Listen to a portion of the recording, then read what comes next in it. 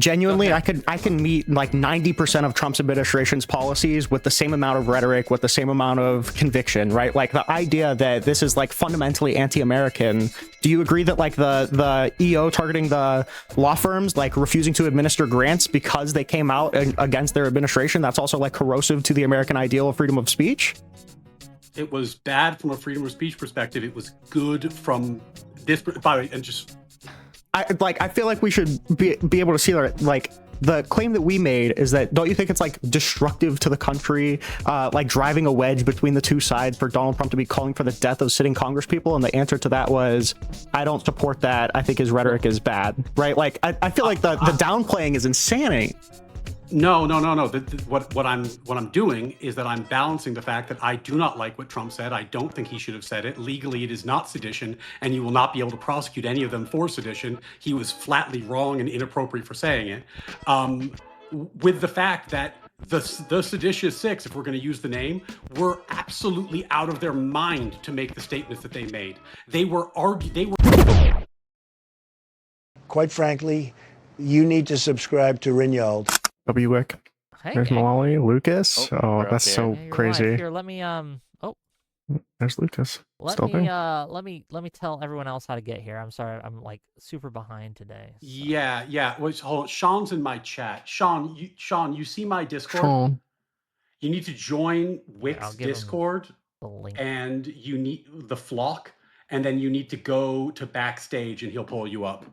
So Sean, if you're in my chat and you are watching, listening, that is what you need to do. But you probably have to deal with Wix virtual bouncer before that can happen. Yeah, let me. I can virtual give him bouncer. A role. And I'll do that now. I'm nervous for my boys. Okay, I am. I'm nervous for my boys. Like refresh the page or whatever. Yeah, he's in my chat, so he should be able to see and hear you while you're giving great. this directions. So yeah, I gave you the role. If you're potentially criminal, I'm assuming you are. I gave you the role. All you have to do is jump backstage. I'll pull you in, and we'll start that. It's true. Holy shit! Look at the health I just dipped for. Just to put that up. So we have a slight issue right now. Scratch is running late.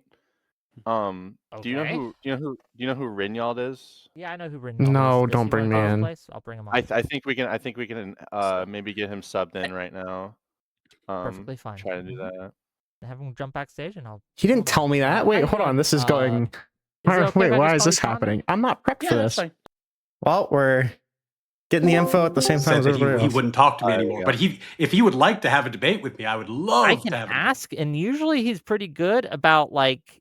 His blacklist is for his show, not for other people's show. Yeah. So if you're on my show, all right. Well, let's. But you have to give him a good something he wants to talk about, right? So.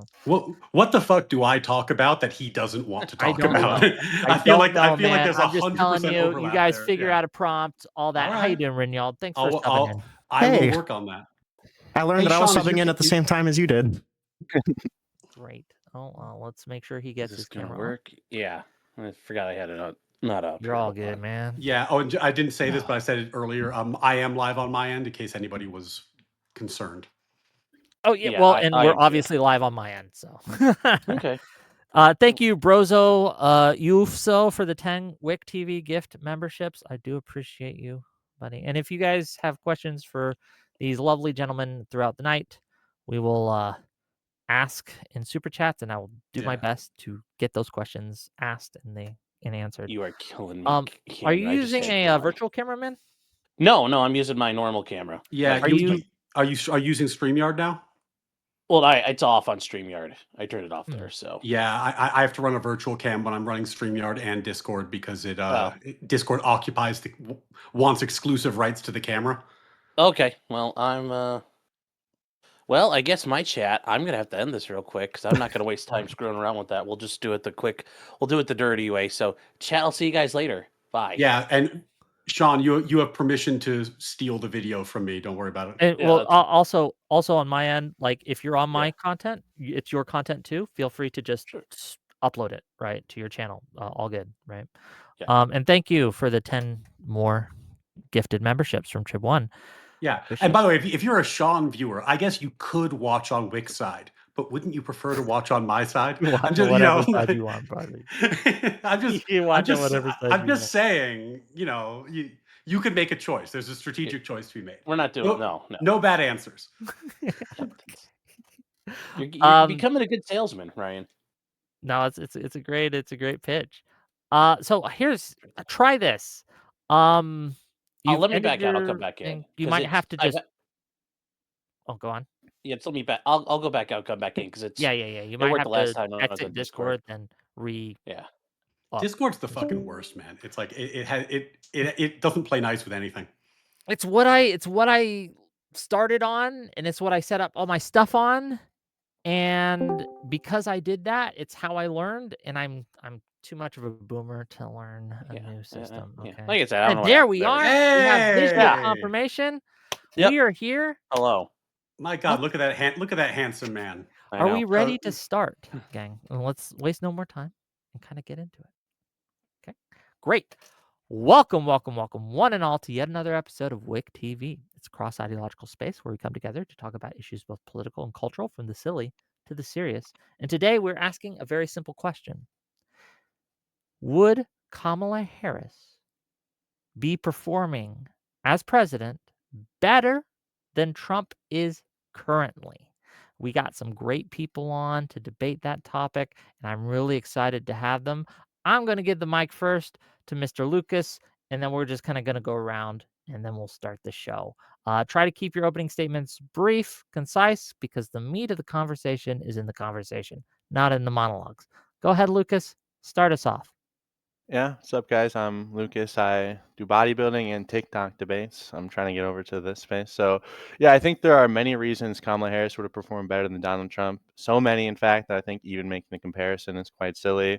I think Trump's corrosiveness to our liberal democracy, whether it be through his divisiveness, attacks on political opponents, silencing of opposition, or his hatred of free and fair elections, is laughably incomparable to Kamala Harris. I don't think Kamala Harris would have called for sitting Congress people to be hanged for their free speech. I don't think she would have celebrated the deaths of political opponents.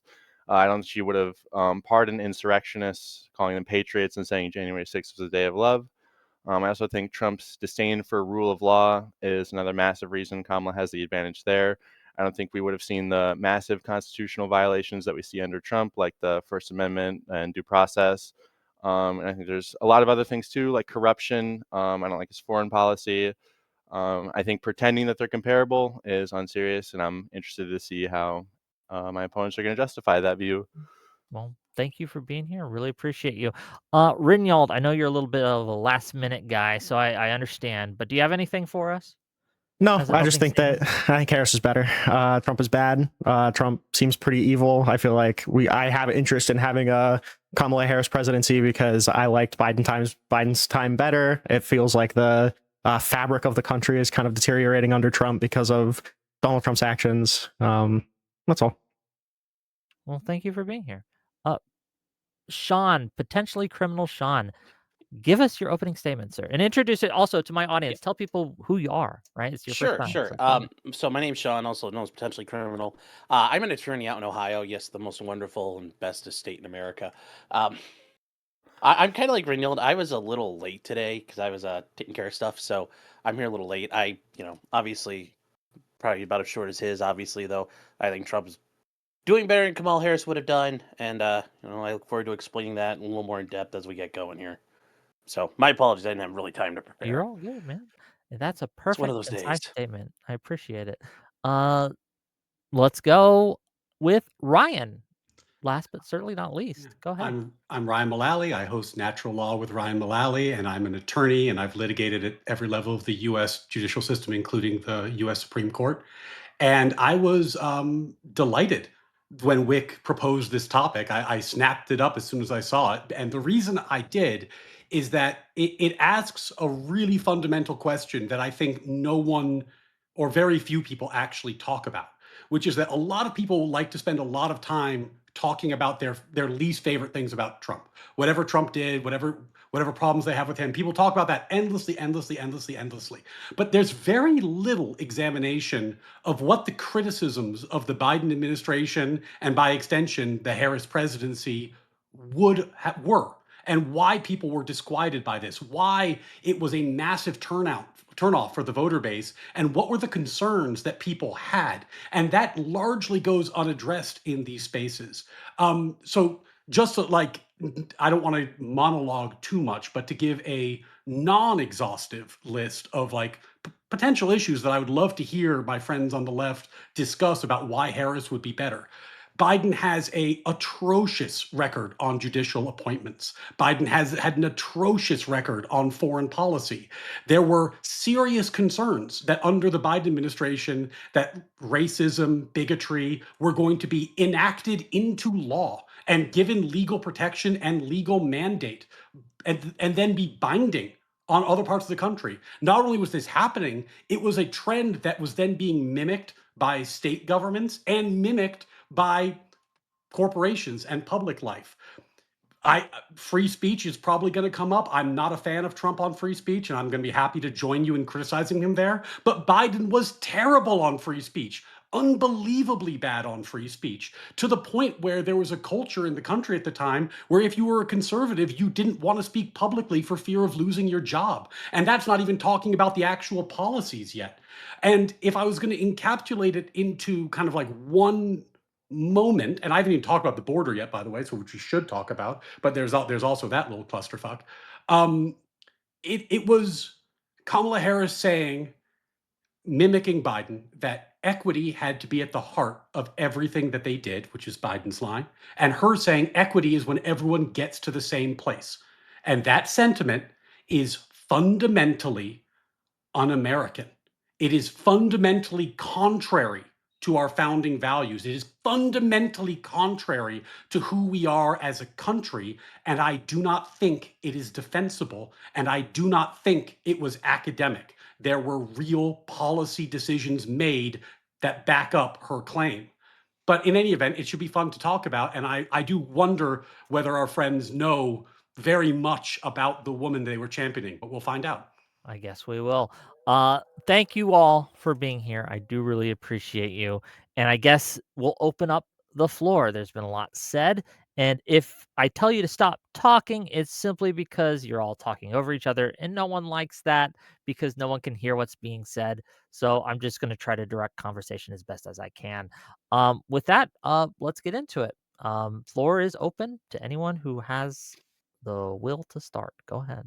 So I Sure. guess to you, well, the question I was asking you guys at the end, I'm curious about, like, have you spent any time or thought examining what the Biden administration, the Harris administration meant by the term equity and why that term really was concerning to people in the center and on the right? Like, what was the problem there? Sure, and I think we could actually probably acknowledge that there, are, like, obviously I'm not going to say that the Biden administration and by extension the Harris administration was perfect, but something that you said in your opening statement I think kind of illustrates the whole approach of this debate, where you said, like, oh, a lot of people will go on about their list of the least favorite things that the Trump administration has done and then use that to disregard the concerns of the right-leaning Americans. And like, there's, individual conversations we can be having about these individual topics. But the problem is that when we're juxtaposing, rhetoric about valuing equity and being at the heart with the kind of actions that the Trump administration has taken, especially when the topic is comparing the two administrations or who would be doing a better job right now. I feel like that's kind of the biggest problem, right? Like the idea that we're comparing these two things, I think speaks to the problem with the right, is that it feels like we're kind of disregarding the concerns on the left on the grounds that you guys just have concerns. Would it be helpful if I gave you policy to look at rather than rhetoric? Would that alleviate your concern? No, it wouldn't alleviate my concern, but it would obviously help. I'm saying that okay. Sure, go ahead. So, non-exhaustive list.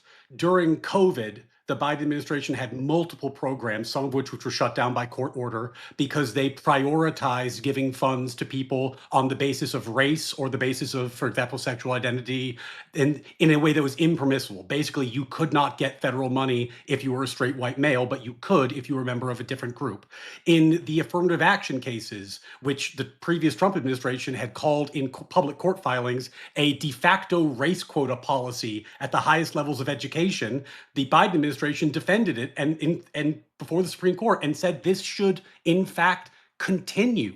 There were multiple instances where the administration created policies where you could only get federal money as a contractor if you had a diversity report, a diversity metric, i.e. you could show that you had enough diversity in your hiring. They were pushing ESG and a number of other policies that had indirect effects, but one of my favorites was that on NASDAQ, where every Fortune 500 company is listed, they pushed a rule through the SEC that required that you have a diversity quota on the board of directors. So they were going to enforce by law a quota about non-straight white males being on the board of directors of every Fortune 500 company in the country. So this is not like an empty rhetorical thing. They were creating policy that was being enshrined in law that was specifically racist and bigoted. And this does not strike me as a hand-wavy type concern. That strikes me as a fundamentally un-American value. So if that's helpful, you could chew into any of those examples.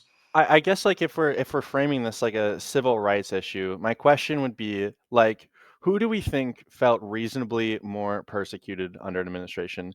Do you think it would be like white people under a Biden or Harris administration, or like a brown person or an immigrant under the Trump administration who is consistently like getting their rights violated, like left and right, getting sent to torture prisons without due process, having federal agents like busting into their homes without judicial warrants, being sent to detention centers with like horrific conditions, not being allowed to contact their lawyers. I don't really like buy into like that like comparison there. Well, I don't either, because you're comparing by and large oppressing your citizens versus alleged maltreatment of non-citizens, which is a pretty different thing. I typically am more concerned about how the government treats its citizens than how the government treats non-citizens. But if you want to bring up those examples, by the way, I just want to flag for the audience, at the beginning I said, I wonder how much they know about the stuff I'm going to bring up. No response from either of them to any of the examples I brought up, because the answer seems to be they don't know any of this stuff, but that's okay. As to your examples, if you have a specific example you would like to bring up, I'd be happy to walk through it. I think that there are some examples of Trump enforcement actions that I would join you in criticizing, but it's often overblown. And oftentimes people are talking about media headlines and they're not actually talking about a specific example. So is there a specific example that you would like to talk about, and then we can work through it? Just real quick, what you said about like the non-citizens versus citizens thing, I feel like there's like a different category there, like people being in the country legally that aren't citizens that might be here like on TPS, like asylum claims, like green cards. Do you not like also like value the treatment of those people? Sure, but would you like to point me to an example of a TPS member being deported unfairly or treated not having due process, Yeah. or like what is the example you're pointing me to? So have you heard of the case like Molina versus DHS? Go ahead, summarize. So the main it's like a class action lawsuit. The main plaintiff, Molina, he was arrested illegally without a warrant. There's a certain policy that ICE has where they have to, in order to conduct a warrantless arrest, they need to make a probable cause assessment of a person's legal status, and then also whether or not this person is a flight risk. And the people that are named in this class action lawsuit, a lot of them were here legally, and they were still arrested, regardless of saying that like they had papers, and that they were here legally.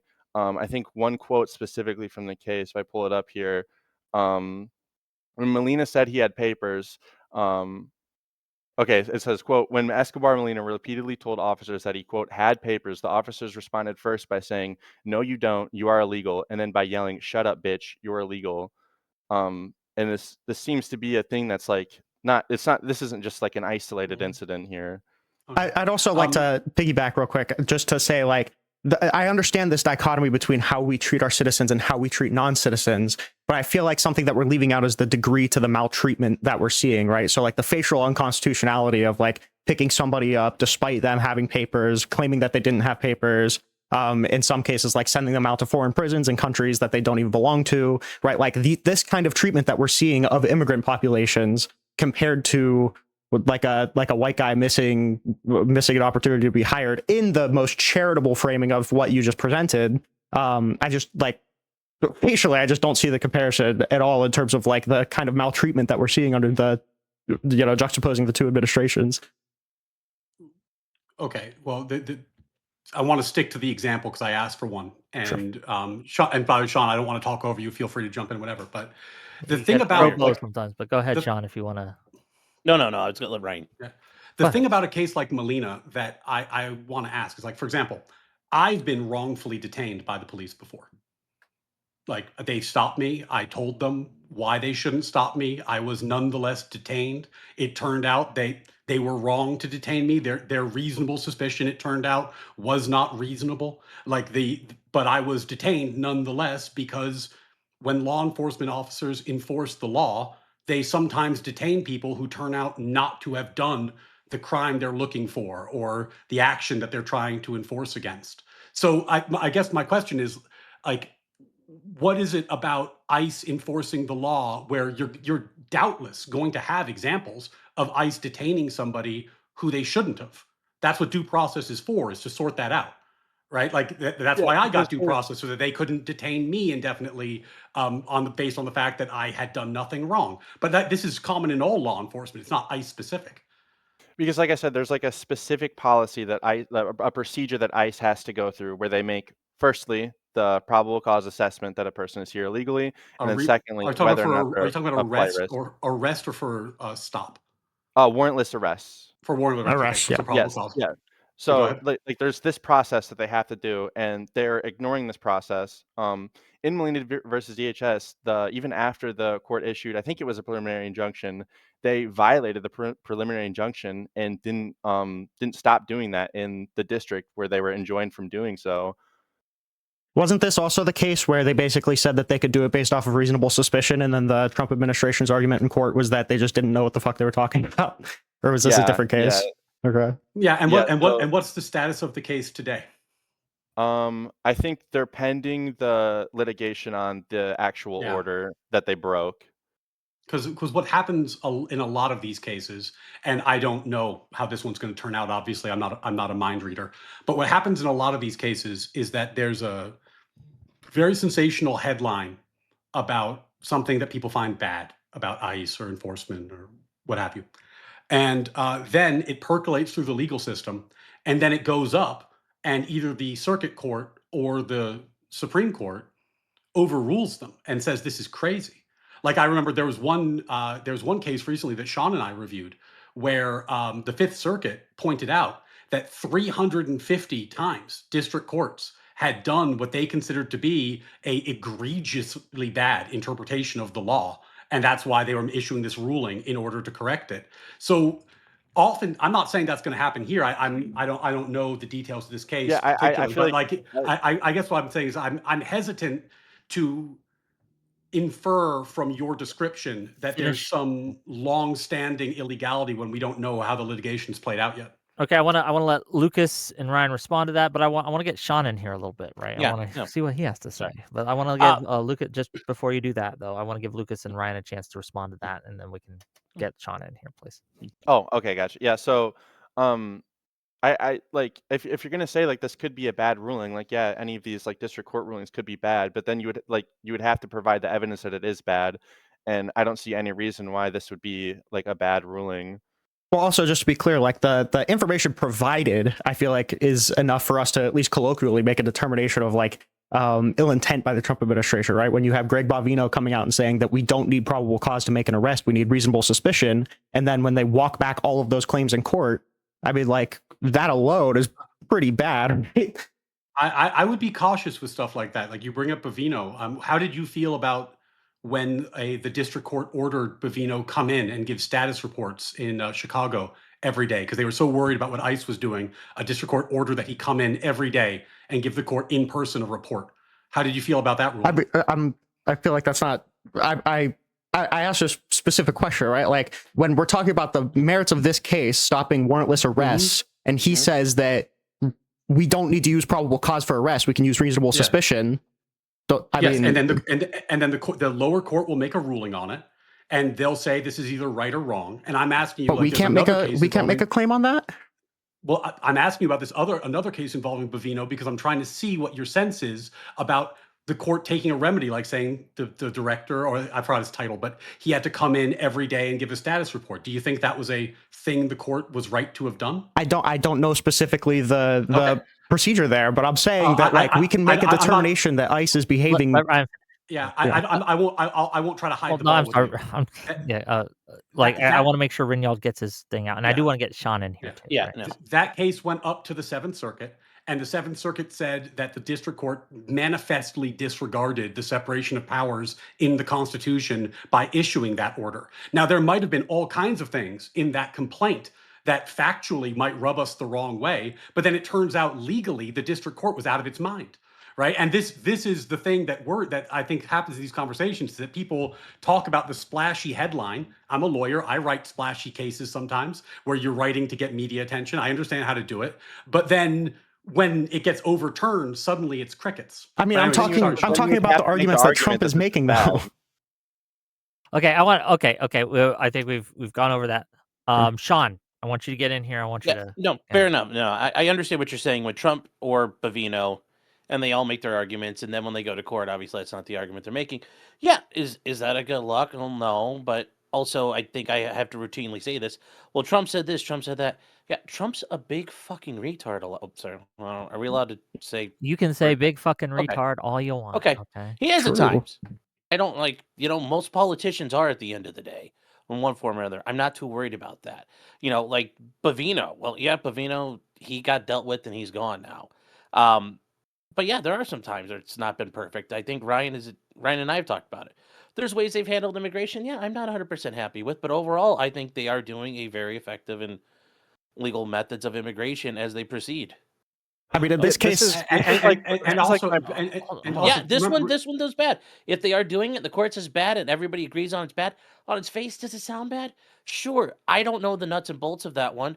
Could there be more to it? Maybe. But yeah, I would agree. On its face, if they're just kind of like off the back of a napkin doing stuff, yeah, I can understand and agree that that's not right. Okay, but also there's a lot of people who want to talk, and I want to get the order established. Yeah. Lucas, Ryan, Rinnycast, then Sean. Lucas, okay. Ryan, Rinnycast, Sean. There we go. Yeah, this is why I get kind of frustrated sometimes with these things, because you can be like, oh, well, Trump's just a retard. He does things that aren't the best policy sometimes. But with the AEA, sending innocent people to torture prisons in El Salvador without an ability to challenge that, I wouldn't brush off as just a minor mistake in his immigration policy. I would argue that's extremely malicious and bad. Well, I'm not saying that's a mistake. I'm not putting that in that same category. You don't think up until that point, you do something, and whether or not you can do it, is it legal or not? Do I agree with the Supreme Court? Yes, they should have the right to challenge their alien designation. Yeah, and how do you challenge that? At a hearing. And then the next subsequent thing of, well, we'll give them 5 minutes notice, and the Supreme Court had to come back and say no. And they need more notice than that. They need more time to prepare. They have a right to challenge it. Sure, that got challenged, and these people are allowed to challenge these things now. So do you agree that CCAT wasn't? You said CCAT wasn't a mistake? Well, no, you were lumping in the idea of Trump says a bunch of things. He's a big dumb retard. No, they sent them there. That wasn't we're gonna spin the globe. They sent them there. But we're getting a little bit. One thing that's getting lost here, by the way, is that ultimately, this is not a question of does Trump do bad things sometimes and good things sometimes. This is would Harris have been better? So let's just grant that some of the stuff Trump does in the immigration context is too much, goes too far, has problems that you've raised. Let's grant that that's true for the sake of argument. Biden, on the other hand, just didn't enforce the border at all. He just let everybody in. So I guess the question I'm asking you is, do you prefer to live in a world where the border is just not enforced over one where it's enforced and sometimes over-enforced? I mean, you can make an argument that he didn't enforce the border to an ideal extent, but the idea that Joe Biden took no action on the border, I just don't think is true at all. He signed that executive order that was getting stopped in the courts about trying to funnel asylum seeking just to official ports of entry. He was still doing Title 42 removals. So he was certainly doing actions. And I feel like we kind of lose a lot of the nuance whenever we boil this down to Trump did a bad thing once. Well, not only was it a bad thing, it was sending people to the tune of hundreds to a foreign country where they're not from, so to a place where we had information telling us that they would be tortured there. They never had an ability to challenge the merits on which they were deported. Like, I feel like boiling that down to, oh, Trump does a bad thing every once in a while. I feel like that's just. First of all, they did have the right to challenge the merits. That's how the Supreme Court cases that Sean was just explaining to you happened. If they never had their day in court, it would never have gotten to the Supreme Court. So that's just factually untrue. Well, just to be clear, he didn't file that. It was the ACLU. You just went on a rant. I'm going to have to respond to the 100 things you already said. So now let me do that before you pile on more things I have to respond for. So obviously the people did have a day in court. Second, the idea that Biden was doing things on the border is ridiculous. The New York Post reported that he was told by his own administration that his policies would cause chaos and mass migration at the border, and he did nothing to stop it, which is exactly what he did. He was told this would happen, a memo was sent to him, and he did it anyway. So the idea that this is just like nothing and we should just walk it off is funny, because you're engaging in the exact same behavior that you're projecting onto me, which is, oh yeah, Biden let in untold millions of people. Who knows? No big deal. Let's talk about Trump again. But the problem is, ultimately, you are going to have to make a comparison between these two people. And on immigration, I don't think that's a tough comparison to make. Trump wins every time. We got to let Rinnycast respond to that. Go ahead. Yeah, so you said that they had their day in court. You acknowledge that this person didn't get his day in court because he had an opportunity to talk to any of his lawyers or any of this. It was filed on behalf of a third party. Who is this person? JGG, the person who had the namesake of the class action against the Alien Enemies Act. Is that the one that went to the U.S. Supreme Court? Yeah. Yes. Okay, so how did it get to the U.S. Supreme Court without him getting his day in court? I'm pretty sure it was the case that somebody filed litigation on behalf of him. He never had an opportunity to do that independently, right? Lawyers always file on behalf of their clients. That's what lawyers do. My clients almost never go to court. I go to court for them. Well, there was never any interaction between this person and their lawyer, and there had already been like 3 planes shipped off to CCOT prior to this action even beginning litigation, because ICE never gave these people the ability to talk to any of their lawyers, right? So this idea that just because it went to court, it's hold on, Ryan. You got to let him respond without interrupting. Go ahead, Ryan. This is what Sean was just explaining. You got to let Rinnycast finish before you interrupt. I mean, the idea that this just substantiates due process isn't upheld by the Supreme Court. The Supreme Court shot him down, and the idea that like just because a case ended up being brought, that somehow disregards the amount of people that were already sent to the place that we knew they would be tortured. This is absurd. Now you can respond. Your argument is, and I take the point that they should have had more due process in the first instance, and I actually agree with you. I think the Supreme Court got that right. But the way that the system works is the executive takes an action, then there's litigation. It goes up to the Supreme Court. As Sean explained to you, the Supreme Court ruled against Trump in those instances, and then the policy changed.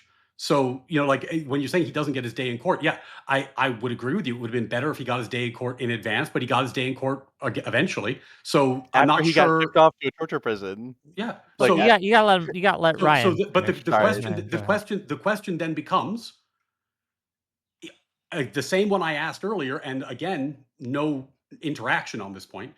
Are you more comfortable with just having no enforcement on the border versus having border enforcement with, yes, I'll grant you, some over enforcement and some overzealous enforcement? So second time, how can you possibly say that Trump is worse on the border when Biden didn't even enforce the border? Because I'm rejecting the precedent, or the premise in that question that Biden didn't enforce the border. I mean, I acknowledge that you said that there was a memo from his administration saying that he wasn't doing it ideally, but like, you do understand, or you do agree that Title 42 removals were happening under Biden, right? We had governors having fights over shipping busloads of migrants from these endless caravans. The governor of Texas, I'm sending them to Martha's Vineyard. And we had to watch people in Martha's Vineyard lose their goddamn minds over this. Like, this was an unchecked issue, that it was an endless stream of people. Like, okay, some things were happening, but you can't deny that this was out of control at that point. And these states were all of a sudden saying, oh, well, no, we don't want people here now. You saw it with Eric Adams. He talked a big game until they started flooding the streets of New York City. And then all of a sudden he changed his mind about who he supported. So this idea that, oh, he was doing something, he really wasn't doing anything at all. Well, let's look at the counterfactual, right? So the idea is that at, these border encounters, the border encounter numbers were going up at the end of Trump. They continued up under Biden. And then at the end of Biden's term, they ended up falling back down. I have no reason to believe that if we elected Harris, that the trend wouldn't have continued, right? This idea that Donald Trump is better because there was an influx under Biden. And also, I noticed there was no answer there. There were Title 42 removals happening under Biden. Yeah, there were immigration efforts I happening don't under doubt Biden, right? Yeah, he did some removals, but it's like one at a yeah, time. Let's I he would- did I a was- handful of removals, but he Sean let like a first, then million Ryan. people in. Yeah. Like, okay, oh, he removed a couple people. Great. I was being It's slightly enforcing the border. hyperbolic. If I'm not taking the position that there was literally no enforcement at any point ever in the 4-year period. But the point I'm making is that the crossings under Biden were in the millions. They were in the millions per year. Under Trump, Millions it's per year. a tiny fraction of that. Yes. Where are you getting the Do you millions not- per year number? Google it. Like, look it up. Like, I think you're citing counters. Do you remember the migrant caravans? Sure. Like, do you remember Texas trying to set up barbed wire because they do. were so concerned that the Biden administration wasn't doing anything about it? And then I guess more importantly, you mentioned that the numbers went down at the end of the Biden administration. Why? Mhm. Why did they go down? It's probably just because there was a natural because Joe Biden ended up cracking down further at the end of his term. Second, because there was probably just a massive influx from sending people to Mexico for like 5 years because of Title 42. So there was probably people stockpiled there that were coming here. A lot of the encounter numbers were overinflated because we would send somebody back, they would come back, and then we would send somebody back, and that's like 3 encounters. So encounter numbers are just a bad way to measure it. I mean, it's a billion different reasons to act like it's because of anything else. Why didn't he crack down earlier? Why did he wait till the very end of his presidency to crack down? Because he doesn't want to do it through like executive power. That was something that he didn't believe in. Because it was costing him an election. It was costing him an election. That's why he was cracking down. That's possible too. Well, just real quick. I want to get Lucas in here. Make sure Lucas. I was just going to mention, because in 2024 that's when he used executive power to do like the asylum ban or whatever. And I think Kamala was going to continue like that policy of harsher border enforcement after Biden was presumably going to leave office. Why? I don't know, because it's most likely because it's unpopular, and I think also Biden and Harris both don't want mass immigration in the way that we saw it during Biden's term. I mean, Harris committed to the Langford bill, right? How could you say that Biden didn't want it when Biden enabled it? Like Biden was the one who didn't enforce the border, and as a result, we had the mass migration. So how could you possibly say Biden didn't want it? Was he just like, I mean, and again, he was sent a memo that told him this would happen, and then he did it anyway. So like, why would you say he didn't want this? The evidence seems to be to the contrary. Oh, I thought Rennie was going to respond there. I mean, the reason is because he didn't want to use executive power to do it. He wanted to pass a bill through Congress, but Congress wasn't willing to give him the bill. Of executive power. Yeah, he didn't want to use it. Afraid to use executive power on the border. Oh, no, he's been using it everywhere else. All of a sudden, he's like, "Well, no, I can't use that here." I mean, he's been using executive power. I mean, we had Title 42 in place. By the time Title 42 expired in 2023, they were trying to pass a bill to codify certain provisions to keep people away as long as there was a giant influx. This seems pretty consistent. I mean, was it ideal? No, but like this idea that he wasn't doing anything is just made up. Well, can you name for me, and if you can't, that's fine, but can you name for me like what when people criticize Biden for his abuses of executive power, and people do criticize him for that, what did they criticize him for? I know a lot of people didn't like the DEI policy and the vaccine mandates that were given through, what was it, OSHA? Yeah. Like imposing a nationwide vaccine mandate. I appreciate the honesty, by the way, through executive action without congressional imprimatur and against Congress's wishes, attempting to forgive $500 billion of student loans without Congress's imprimatur and against its wishes, attempting to regulate the coal industry out of existence without Congress's imprimatur and against its wishes. So I guess the question that Sean raised that I'm piggybacking on is, well, if Biden's so careful about executive power, why is he so reluctant to use executive power in the context of immigration, where the executive power is at its absolute zenith foreign policy, border, war. That's core executive stuff. But he's so willing to use his executive power when it comes time to make decisions about domestic internal policy, where his power as the executive should be at its nadir.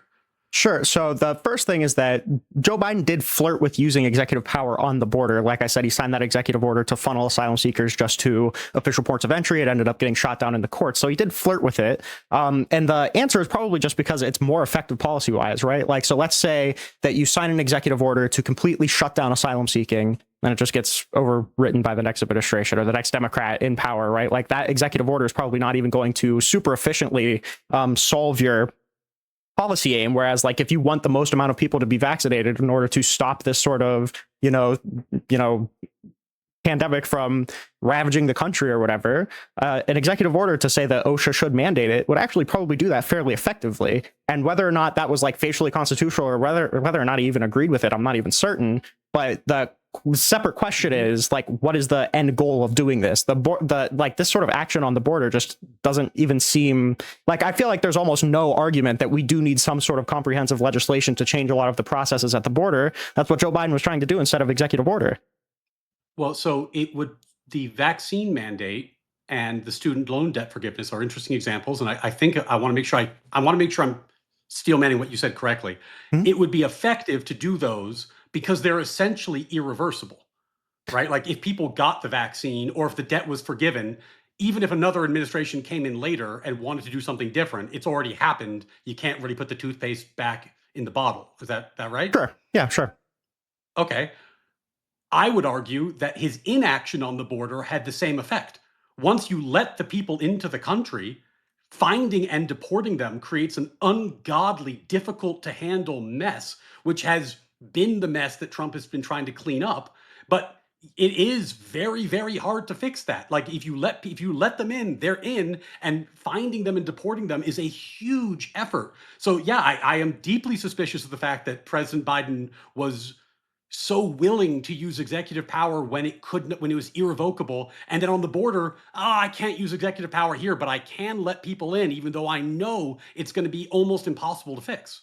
Well, when you say let people in, I feel like we're standing in a lot, right? Like it's not the idea that there was nobody at the border turning people around or anything. It's this idea, hey, we're kind of substituting. Barbed wire. Well, let Rinald finish and let you go. Great point, Sean. We're kind of substituting two different groups, right? Like asylum seekers and border gotaways. This idea that there was like, I don't even know if there was a giant influx of gotaways under Joe Biden. I've never seen that to be the case. It's possible, but like this idea that it's impossible to track people down because we're conflating with them being gotaways is just not true, right? Like the most amount of people that were coming here, most of the encounters were either people that we turned away from Title 42 or people who came here to seek asylum. And I feel like we have a pretty decent way of telling who was here seeking asylum, especially considering I think Biden kept some of the forensic checks that Trump put in place in his first term to more easily tell what people are here, like do easier background checks. So like, I don't know if it's the case that letting people seek asylum to these levels is going to create like this giant, massive, unsolvable problem with deportations. Also, Well, I can't tell. Don't know what there's this. Just a housekeeping. Is there a thing real quick. siren? Is there like a ringing sound? I was gonna say, Yeah, do you have a tornado I have a siren outside. I assume it's a tornado warning. I don't know. Well, if you have to have a tornado, go. You know what? This probably wouldn't have happened under the Harris administration. I think it's a watch, so I'm safe and I'm in a safe location. But I can mute if it's too bad. Okay, yeah, I want to give it to Sean just though, be careful. and just real quick, be good, no slurs. I gotta use the restroom real quick, but Sean, the floor is yours. Go ahead. All right. No, seriously, I hope you're okay. But there were things where, we had Texas was like, okay, well, if you're not going to do anything, we're going to put barbed wire on the border because we're on the border. And then what happens? You see pictures of literally backhoes yanking up chunks of barbed wire to let people scamper through. I mean, if the government really cared and Biden really cared, he'd be like, no, I'm not going to get in the way of that. It's barbed wire. Let it sit there. They clearly were not involved in that. I mean, the idea that, I want Congress to do something. Well, in the meantime, you could still act, and then if Congress does what it needs to do, you can go like, okay, cool. Congress has acted. I'm going to stop. But he didn't stop. But he didn't do it. He just sat there and let it happen. I mean, we had endless caravans And then you notice, yes, once the election season heated up, well, yeah, oh wow, now we're really going to be serious about it. But we had years and years of nothing happening. And like I said, we had these slap fights with these governors who, you know, using all of this as oh, it's like owning each other. They kept on just shuttling people all over the place. That's not, that was a sign of how bad it was getting. I mean, I'm I kind just think of. that that's clear he didn't care. And I think Kamala Harris probably would have been in the same boat. I mean, she never came out and said, well, yeah, I think that was all bad. Actually, Joe did a lot of things wrong. I would actually change it differently. Well, I mean, Harris did commit to signing that bill if it was put on her desk, right? And like, I feel like there's a burden shift happening right now as well, where like, if you didn't want to put barbed wire on the border, that means you weren't enforcing the border. I'm expecting that. Well, I mean, where did all the caravans go? Fence to let people through, it seems like you don't care. Yeah, I mean, if you're about the Kamala thing, do you guys like deny that Kamala did run on like closing the border and being pretty harsh with immigration? No one believed her. No one believed her about almost anything. Why not? Because she lied to us. Not doing anything. Say that. Because she lied to us constantly about who she was and what her platform was. Like she ran sorry, just to give you like a little history. In California, she ran as a tough on crime AG. Then in 2020, she's suddenly to the left of Chairman Mao, and she's running as a progressive, telling the ACLU that she would favor gender reassignment surgeries at the border, calling Joe Biden a segregationist, by the way. Then when she tries to pivot towards the center. In between those two things, she lies to us and tells us that Joe Biden is sharp as a tack, that Joe Biden outpaces his staffers, that Joe Biden is absolutely not in cognitive decline, despite what we saw at the debate and despite what was written in the Her report about Joe Biden's mental capacity. So yeah, nobody believed that she was going to do what she was saying and that her policy platform was anything other than DNC positioning propaganda, because she had never given any reason for anyone to think that she was genuine about anything. Can we really even have this debate then if we can't tell what she wants? All right, Lucas, go ahead. In 2024, Lucas, as Biden, I just got here, so I'm not sure. Yeah, as Biden was trying to crack down the border, which you guys agree he did that at the end of his term, and then Kamala also ran on that as well and said she would continue these policies. I don't know what indication like you're getting that she would just go back on these all of a sudden when she gets elected.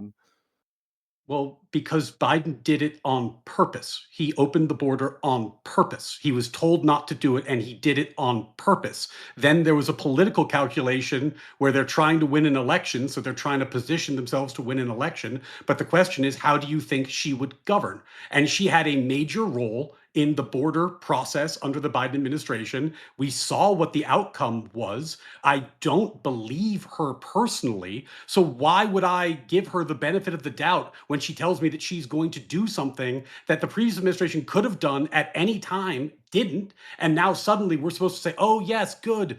Well, I'm glad, Comrade Harris, that you're finally going to use executive action. You're going to do something about the border after complaining about Trump doing the exact same thing and making that the centerpiece of Joe Biden's presidency, was reversing everything Trump did in his first term, including border enforcement. I quite frankly think it's almost a risible claim that anyone should have believed her on that. I mean, I don't even know what the point of coming to a Kamala Harris versus Donald Trump debate is if we're just not going to even look at what Kamala Harris was saying that she was going to do. If we're just going to disregard everything that Kamala Harris ran on as not believable, then I don't even know how we can have this debate. If we can demonstrate she's a liar, then yeah, we could say, I can demonstrate Trump's a liar too. That doesn't mean that I'm not going to believe his policy. Okay.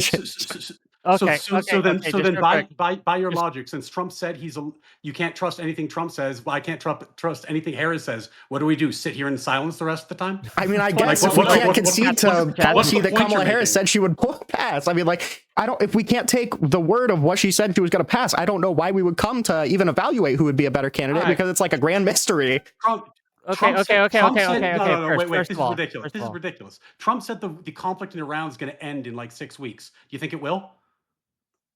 You believe him because he said it? What'd you say? Trump said the conflict in Iran is going to wrap up every day because they gave him very valuable gifts worth millions of dollars. Do you believe him when he said that? I think it could end. I have no idea. The fact that he keeps shifting the burden, I don't know. Okay, so the point I'm making that I think is pretty obvious is that, of course, you don't believe Trump. I don't believe Harris. We're here nonetheless to talk about who we think would be better. The idea that me not believing Harris is a reason that we can't have the conversation is insane.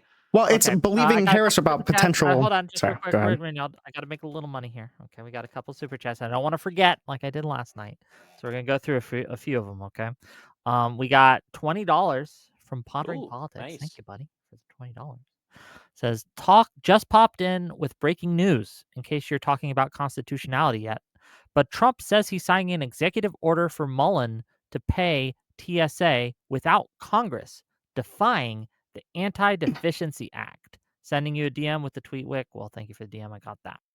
$5 from Lord of the Nerds to say, kindly ask the gaslighting lib children what exactly their personal limits on immigration are and if they personally want lower immigration.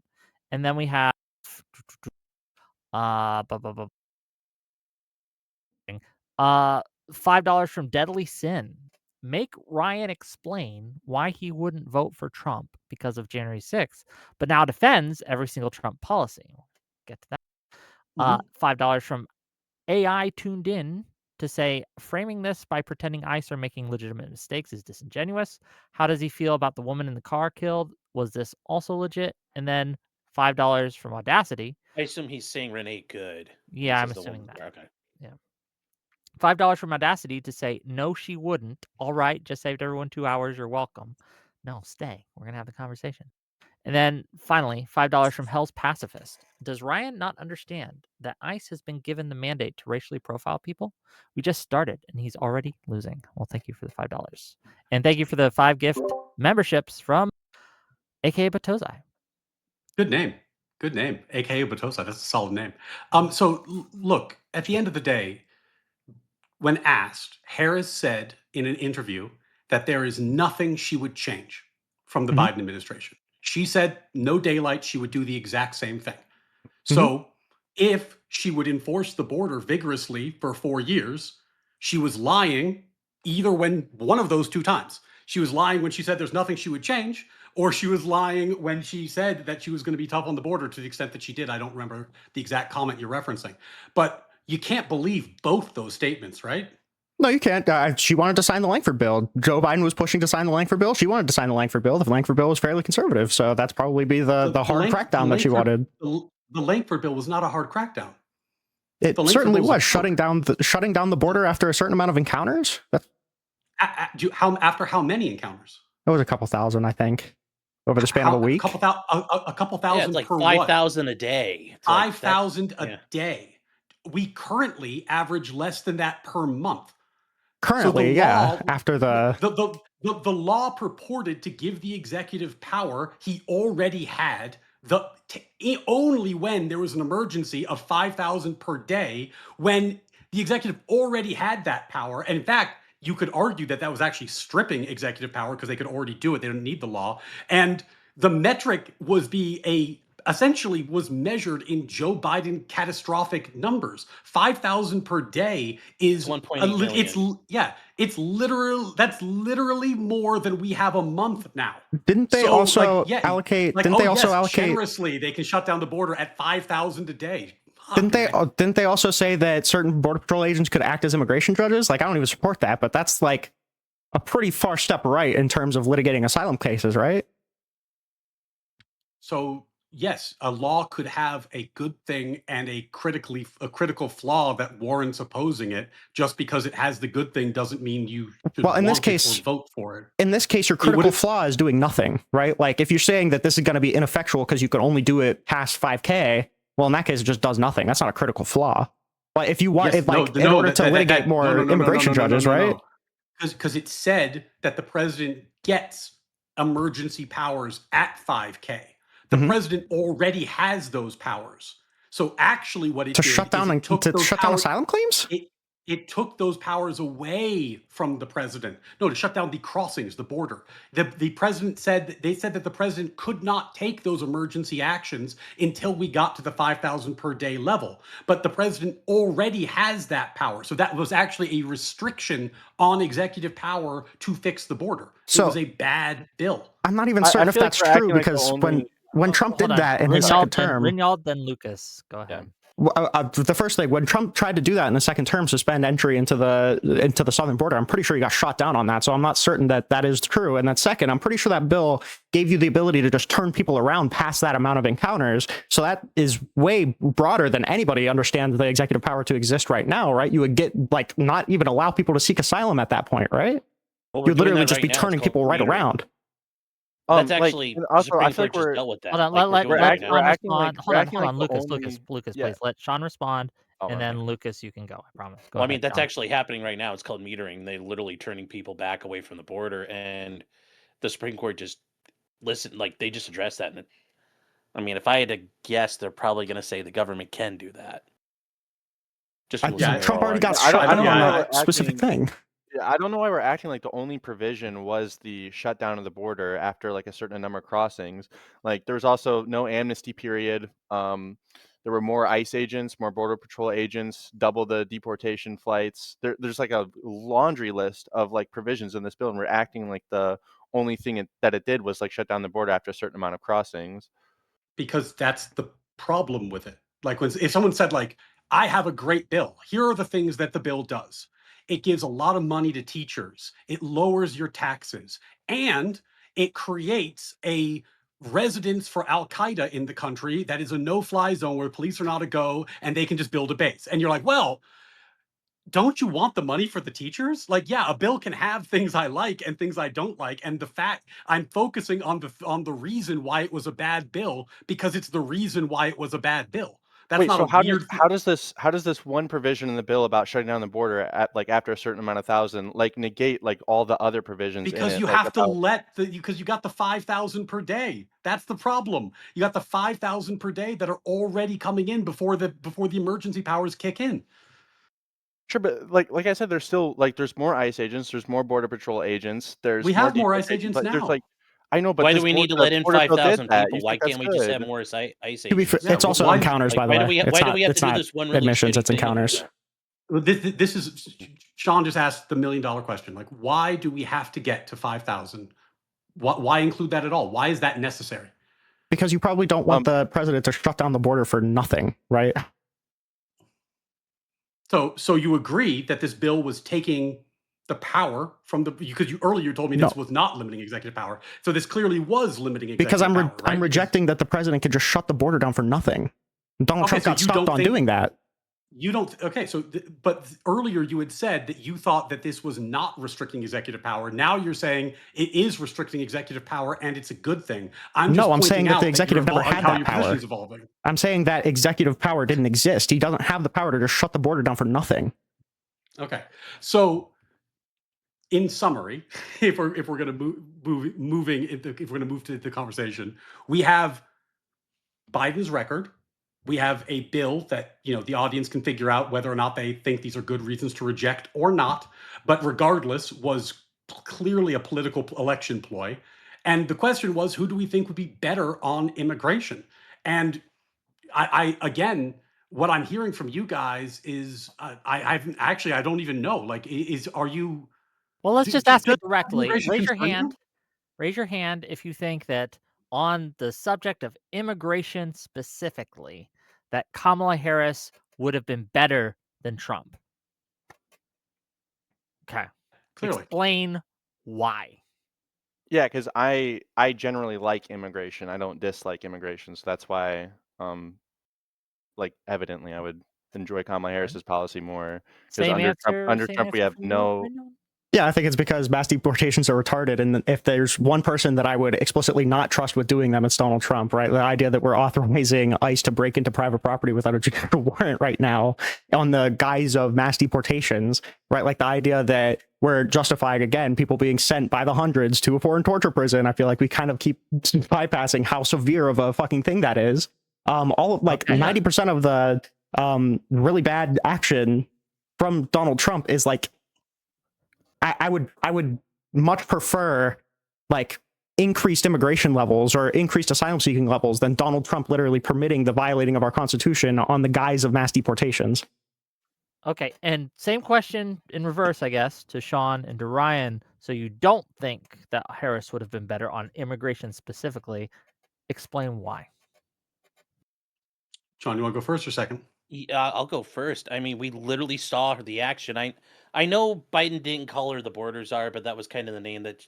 Anyway, she was involved in like whatever it was, trying to address the issues of migration and why it was happening since like 2021. And literally, we get to before the election. Oh shit, we'd better get this under wraps so we can gain some points in the polls. I mean, it's very clear that's what happened. So I don't buy any of the sincerity of saying, "Oh, well, now I'm really serious." It took us 3 years to figure out. Oh God, that thing we should have done is now time to do it. No, I mean, that's very cynical, and I think it's very. I think it's very clear what was going to happen there. And the idea that, I'm really going to enforce this thing and stick on what I promised literally in the past like 3 months. I mean, I don't think you could trust any politician that does that all of a sudden like that. Fair enough. Right. And just to be clear, I want to make sure that these like little mini closings on the specific issues are brief, right? And so I don't mean to cut you guys off, but I just want to, in the interest of getting to other topics. Well, I think that we actually had the honest answer given earlier, which I think is true. Like, if you are in favor of open borders and don't really think that we should enforce border policy, then yeah, you would prefer Harris and Biden. If you are not that person, you probably would not. And I think that's probably the fairest way to do it.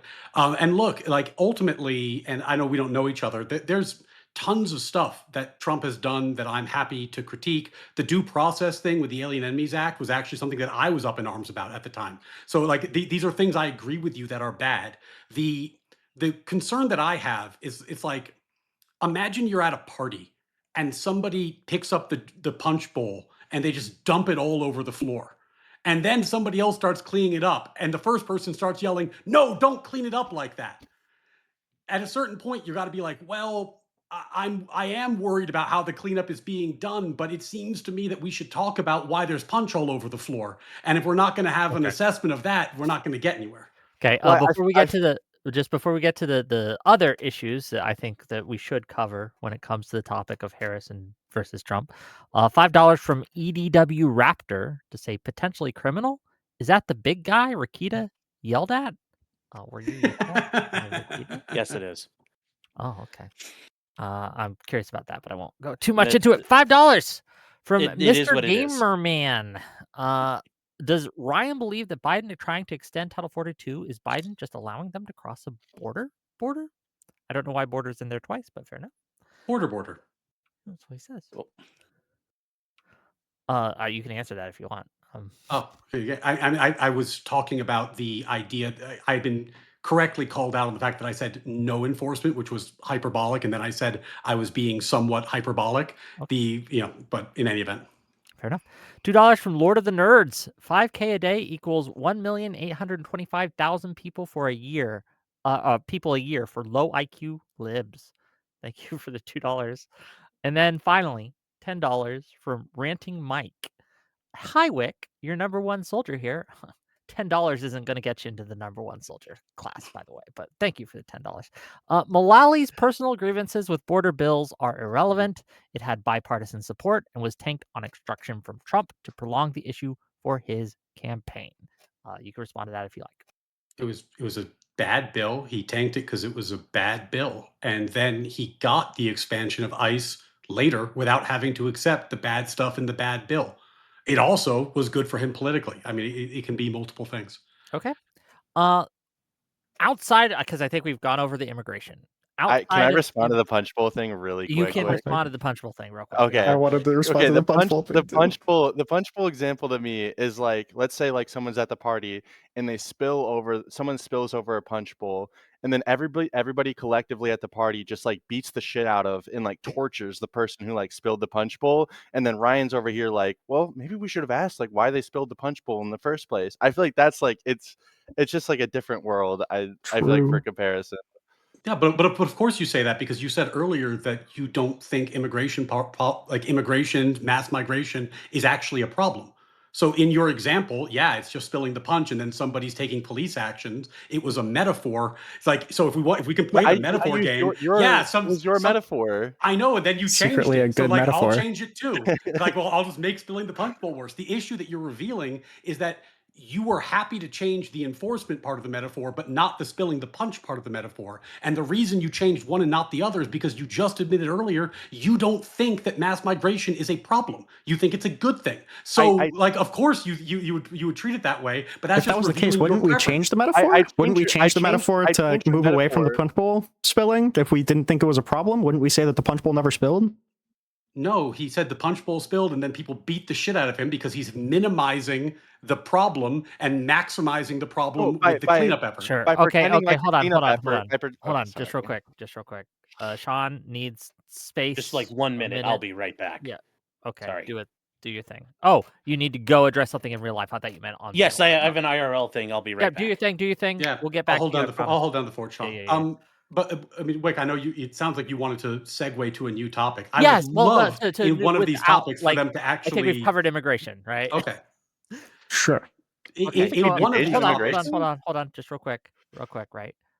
You brought up the immigration thing, so I want to give the other side a chance to bring up something that they think that Trump is significantly worse on, just so we have some parity here. So go ahead. I'll give Rinnycast and Lucas an opportunity to do that. Oh, there's I guess like big bowl to choose from. Yeah, I guess I'll just go with like the seditious six. Like, do you think like under a Kamala presidency, she would have been calling for the death of political opponents? I've never defended that comment. I think that one of the things I'll agree with you on is that I'm trying to answer your question. One of the things that I will agree with you on is that Trump's rhetoric is worse than Kamala's rhetoric in terms of tone and in terms of inappropriate content. I would not fight you on that. I mean, do we see like the death? I feel like we should be able to see like the claim that we made is that, don't you think it's like destructive to the country, like driving a wedge between the two sides for Donald Trump to be calling for the death of sitting congresspeople? And the answer to that was, I don't support that. I think his rhetoric is bad, right? Like, I feel like the downplaying is insanity. No. What I'm doing is that I'm balancing the fact that I do not like what Trump said. I don't think he should have said it. Legally, it is not sedition, and you will not be able to prosecute any of them for sedition. He was flatly wrong and inappropriate for saying it. With the fact that the seditious six, if we're going to use the name, were absolutely out of their mind to make the statements that they made. They were telling soldiers to risk their livelihoods and perhaps go to jail. If you gave that advice to soldiers, the guy who's going to push the button on the boat strike, and he said, you know what, I'm going to disobey this order, he would go to jail. It's a shitty thing that they said. I do not like that Trump said shitty things when calling it out. But the reason that I'm saying there's a little bit more to the story is because what they said was outrageous and was also shitty. Okay, what you're not acknowledging with that is you're saying that like this is just words from Trump, but we saw actual action from this. Like Pete Hegseth tried to reduce Mark Kelly's retirement pay and censure him, and then the DOJ actually tried to indict these people on seditious conspiracy. That's not just words. That's like an actual retaliatory action taken against them. They have a good argument for reducing his pay for conduct on becoming an officer. I'm not sure they're going to win, but there's a decent argument for that. But my argument is that it wasn't just words. The seditious action. Because what he was doing as an officer was grossly inappropriate. Was grossly inappropriate to say what he said. And to be clear, like, I understand that he phrased it in a way that is going to avoid the worst liability that could come. If he had said, you should disobey the orders as to the boat strikes, he would have had a very serious amount of consequences coming his way as a officer. He phrased it in a way that was legalistic and careful, and I understand that, and I understand that that's going to benefit him. But what he said was shitty. He was advocating for soldiers to put their lives and livelihoods at risk so that he could score political points. It was a shitty thing to say. It can be shitty, but the DOJ trying to charge these people for it. Yeah. You're not acknowledging the second part there where there was an actual indictment that they tried to secure on these people. Yeah, for seditious conspiracy. Yeah, and it was a bad indictment. I criticized it. I have a show with Rob Noor. You can watch it. I was highly critical of that. Okay. So like, yes, there are things about Trump I don't. There are things about Trump I don't like. That's just very unsatisfying to Okay. to like respond to that with just like, "Oh, I was critical of this. I just don't like it." Like, do you not see this as like seriously corrosive to Well, our democracy when the w- president is trying to do this to his when political I when opponents? when I said that Kamala Harris was trying to enact racism into law, what was your response? I don't. We talked about the border. There's a Did lot you going did you on there. did you take it with particular seriousness? Did that strike you as a real concern, or did you downplay that? I mean, we can do the whataboutism, but Well, like we're talking I'm about just Trump and saying, the like Sedition Six right you now. you're in a Well, debate and to be fair, this whole panel is which is worse, so it's True. okay to Yeah. compare the two. yeah, Okay, yeah, just to be like whataboutism doesn't really apply here because yeah. that's what we're doing. Yeah. Yeah. There I is a get it. calculus that is made between two things. Mhm. You know, maybe you don't find it serious that the Harris Biden administration was attempting to enact like overt racism and bigotry into law. Maybe that's fine with you, but it was 'Cause I not fine with a disagree with lot of the people.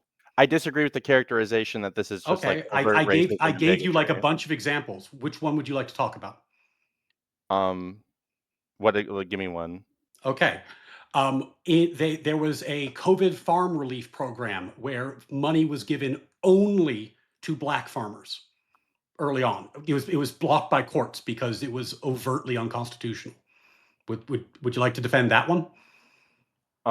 Yeah, sure. It's trying to uplift black farmers. I don't see why this is like an overt like racism bigotry thing that you're framing it So as. if the government treats one group of people, one group of citizens differently and another group of citizens worse on the basis of race, that's not troubling to you? No, because like black and white people have historically had different conditions in the United States. So like trying to give black people like a hand up, I wouldn't necessarily consider like racism or Okay. bigotry. It's just trying to level the playing field. So I would disagree with the so characterization. you are okay with the government treating some people differently on the basis of race as long as they were historically oppressed. If you want to characterize it like that, then sure. But Okay. Well, but then you can't be surprised that for those of us who disagree with that statement, because I don't think, by the way, that you're out of line. I think that that's the mainstream Democratic view. But for those of us who think that that was racism and that we are concerned by it, could you see how that might influence our votes? That like, I mean, I actually didn't vote for Trump, but like, do you see how like that might make people be like, God, I really don't want Harris to be in power because I think she's going to enact racism into law, and I am not willing to excuse it in the way that you just did. Does I, that I don't concern resonate at all? I don't really care about like what influences voters in this conversation. I care about which one of these things is worse. It's much worse to enact racism into law than to say mean things about the seditious six and Well, try to indict just them to and be fail. clear, It's much worse. we're comparing not giving money to certain groups versus indicting. Well, Well, And also to that be was clear, we one. did give money That was to one non-black example. farmers I as can give well. more. The Inflation Reduction Act did give money to non-black farmers as well. So I mean, like just having a specific subset going to black farmers. I mean, you could say that it's enacting racism into law or whatever. But what I mean, I know you're going to hate this, all right? Because we look at the consequences of that action. Right. I feel like the consequences of Donald Trump calling for the death of sitting Congress people and trying to put them in jail for seditious conspiracy and like having a specific apportionment of the funds going to black farmers and indigenous farmers. I feel like the comparison between the two, even though I think it may be like these two policies aren't the greatest to compare against each other, I still feel like that even, wanes off in the direction of Harris. Okay, so what exactly was the consequence that the seditious six suffered by having these indictments that never went anywhere? Like A bunch of death threats from the Trump administration. The idea that it's okay for the president to come out and call for the death of Congress people because they make statements that he thinks is shitty. Like that's insanity. And the idea that this is also going to super normalize a lot of conservative statements as well, right? Yeah. Like we've been seeing a lot of the normalization of more valiant rhetoric from the right as well. So the rhetoric from the president has downstream effects onto the voting populace. Whereas the policy that you're downplaying normalized actual racism. Like actual racism. Like actually, I disagree. We are going to use, and not like we're going to fail.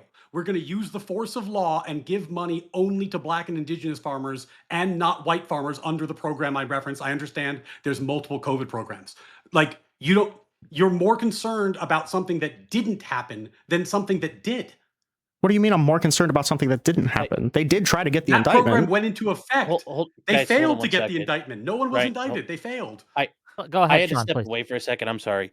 Are we talking about the farmers or are we talking about we're talking about what The glowy has congressman. happened I mean, is that's how I was that confused where we're Lucas at. brought up the seditious six as something that Trump Yes. did that is worse than anything Harris did, Mhm. and to counter that, Ryan has brought up the this specific COVID era bill that gave money allegedly to only black Okay, people, right? As I- a Not comparison. not allegedly. You guys moved so far when I had to go Yeah. take care of something, so I got a little lost. Yeah, you're Yeah, fine. yeah, yeah. So No, that's where we po- are, just to kind of Okay. center everything. The meta point was that I had said that I didn't like that Trump's comment and that I publicly criticized him after making the comments about the seditious six and that I thought the prosecutions were ridiculous and doomed to fail and were a bad idea. And I'd said all that publicly.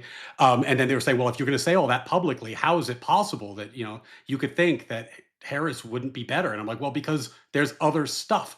There's other stuff. Like we're comparing two broad personalities and political platforms. There's other stuff that she did.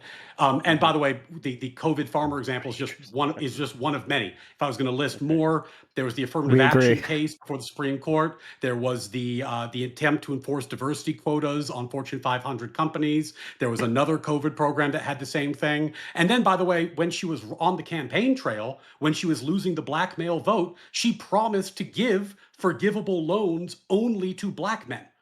So it's not Wait, like she hold was on, like running real away quick. from this. She I just looked this up, expressly Ryan. doubled down on it.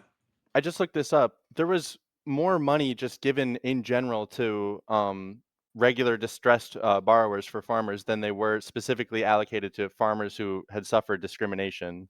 So Like what? it was encompassing like not just black farmers. There was just a provision in the funds that went to farmers who had been discriminated against by the USDA. There was a pot of money that was only available to certain people on the basis of their race. But you're characterizing this like she put out this fund that was just like only available to black farmers. Holy But fuck. Okay. a large part of the fund was just to farmers in general. It wasn't just specifically to black farmers. If the There was a pool of money provision was there. only available to straight white farmers, what would your reaction have been? Would that be racism? Yeah, I would say so. I don't Okay, even know so if then I'd say it's racism. It's just stupid. Like they don't need the money. Okay, so look. If that's racism, this is racism. Unless you've adopted this kind of definition of racism that involves some kind of historic analysis through the lens of Ibram X. Kendi. But I'll just tell you that like most people haven't, and it's a shitty way of viewing the pool world. of money was but I'm not going to specifically convince to you of that. people. The pool of money was specifically to people who had suffered discrimination from the USDA. Which was limited to black and You indigenous can't people. really. I wouldn't really say that white people would be discriminated against by the You USDA. don't think there's been any white people discriminated against by the government or the FDA at some point? You don't think that exists? Probably at some point. I would assume they would be included in this though. They were not included in this because it was expressly done on the basis of race. Wait, where is it expressly done on the basis of race? I don't know the specific bill, so I cannot speak to it. I just don't know. Because the provision is specifically for farmers who have suffered discrimination through USDA. It's not going to be great television, but if we want to, we can pull up the court case where they struck it down as unconstitutional for its racism. If you would like to pull it up. But also, but beyond that it's not like it's an isolated example. Like we had the same thing happen with affirmative action. We had the same thing happen with the NASDAQ companies. And then she promised to do the same thing on the campaign trail. She promised to continue this pattern of behavior. So, we can nitpick the example if you want, but like, this is not isolated. And she said she was going to do it. When did Kamala Harris say that she would continue to do affirmative action despite the Supreme Court ruling against her? That's not what I said. I said that if I'll just double back so you can remember, she said that on the campaign trail, she had a poll that showed losing support amongst black voters, and her next policy proposals included millions of, I think it was like $20,000 million loans. I could be a million, 20,000. I can't remember the exact numbers that were fully forgivable and only available to black people. Okay, but that's different than you saying that she would continue the affirmative action policies that got struck down by the Supreme Court. What I'm saying is that there was a pattern of overt racism and bigotry being enacted into law and given the force and protection of law under the Biden administration. And then Harris on the campaign trail doubled down on it by promising to do a very similar thing. So it seems to me like she would continue doing this thing that I object to were she in power, and that people would be kind of crazy to assume she wouldn't, and even more crazy because I don't think that you are an isolated example. I think most people on the left that I've spoken to think like you and don't find this problematic. And if you don't find it problematic, why on earth would she not do it? Right? Like if Go ahead, Rinnycast, please. I think the biggest problem that we're running into is that, like, I can understand why somebody of like a conservative mind state would find these completely objectable. I understand that, coming from like a conservative person, I understand that. The problem I think we're running into is that her doing something objectionable certainly cannot be the burden that we need to meet in order to substantiate the topic of this lab of whether or not she would be better than Donald Trump, right? Like, I can acknowledge that Kamala Harris would have done some problematic things, some things that I find objectionable, but she just wouldn't have done anything that is comparable to the amount of to the amount of hurt that we've seen by Donald Trump to our national discourse. I know we already litigated this, but to our immigration systems, to our free expression of ideals. You can look at the targeting of the law firms. Like, and this is just the scratch of the surface, right? You fucking pardon the J6ers. Like, there was a billion things that we can point to. I feel like the burden needs to be deeper than I find this problematic. I understand that you find it problematic. I could even say that, in a not so distant world, I would have found it problematic as well. The problem is the level of like, this is problematic, but this is like 100 points problematic. This is like 2 points problematic, Okay, let me be more clear. I find it to be unconstitutional, un-American, contrary to our core values, and I am deeply concerned that the left, as a political party, not even the far left, the Democratic Party has normalized the type of institutional racism made popular by Ibram X. Kendi during this time period. I don't think it's a small problem. I think it's an enormous fucking problem.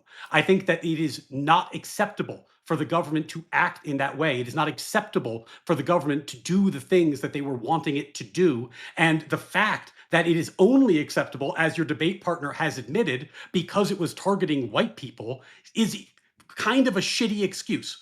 And that seems like a shitty reason to justify a policy that, well, it's fine because we're only discriminating against white people. But then you're going to come back to me and say, I'm so concerned that the Trump administration is discriminating against brown people in the immigration context. Like, it makes you sound like a fucking crazy person.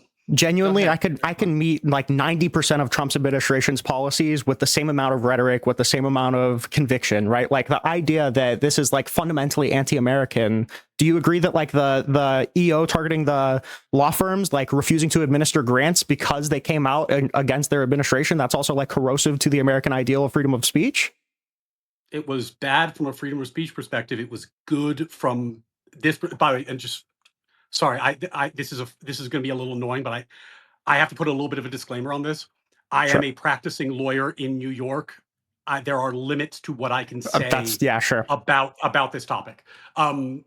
There were parts of it I really disagreed with. The freedom of speech point, I would grant you, I really disagreed with. The part that I really agreed with is that many of these law firms had overtly discriminatory hiring programs. So like there was a correction mechanism in place around the same issue that I was talking about earlier, which is that under the years of Biden and Obama, there was a belief that it was acceptable, as your debate partner said, to have this sort of discriminatory policy. And a lot of companies, big companies, had discriminatory policies because they believed it was acceptable.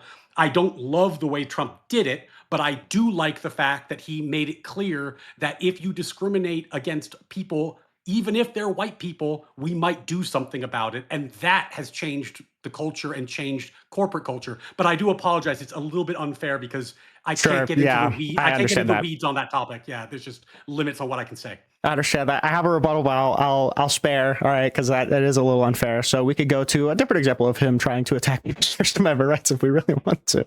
I mean, it's your time, Rinnycast. Go ahead. I mean, we could look at him trying to like revoke the student visas for people, right? For First Amendment protected speech. That's probably in the same way corrosive, not making people not want to express their First Amendment protected beliefs because they're afraid of their, the punishment that may come as a result. I don't want to speak for Sean, but and I don't know, we don't know each other, but I've been very critical of Trump on free speech issues. So you're unlikely to get a lot of pushback from me on this. Like, I agree with you that these things are bad. On free speech, though, my point is not that Trump is good on free speech, it's that Biden was also terrible on free speech. I'm So, saying, you know, like if we have a choice between two administrations, neither of them are good on this issue. in terms of like the rhetoric backing the DEI thing of like, this is a fundamentally anti-American thing that gives me fundamental pause for supporting this administration. Like, how is this not the same exact standard? Because I have the choice between two administrations that are both terrible on this issue. Okay. So like, what am I supposed to do? They're both terrible. I just don't think we've ever seen anything even remotely comparable to the specific targeting that the Trump administration has engaged in. Sure we did. They just settled Missouri v. Biden. Like that was the Trump DOJ settled it. Yeah.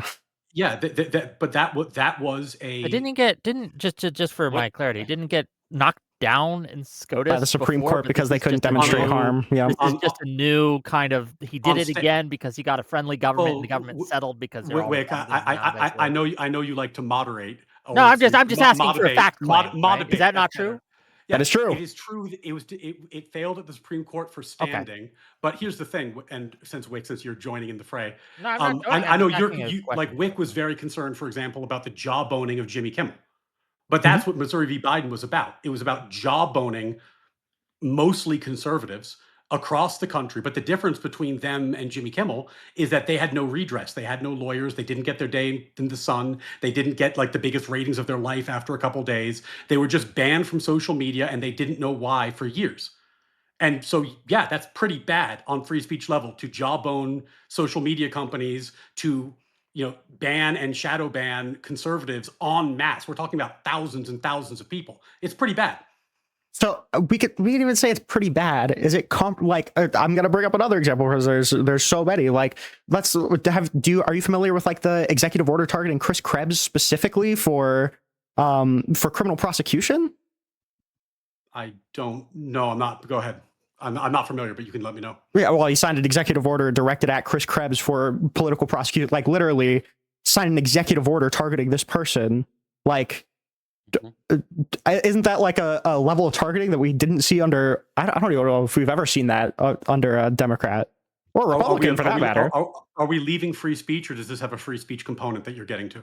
I mean, I don't know what else they would sign this executive order on the grounds of, other than the fact that he was affiliated with somebody that is politically disadvantageous to him. Give me some facts, because I don't know the facts of this, so I can't tell you why he targeted Chris Krebs, or if he targeted Chris Krebs, because I don't know what you're talking about. But if you have the facts, I'd be happy to talk about them.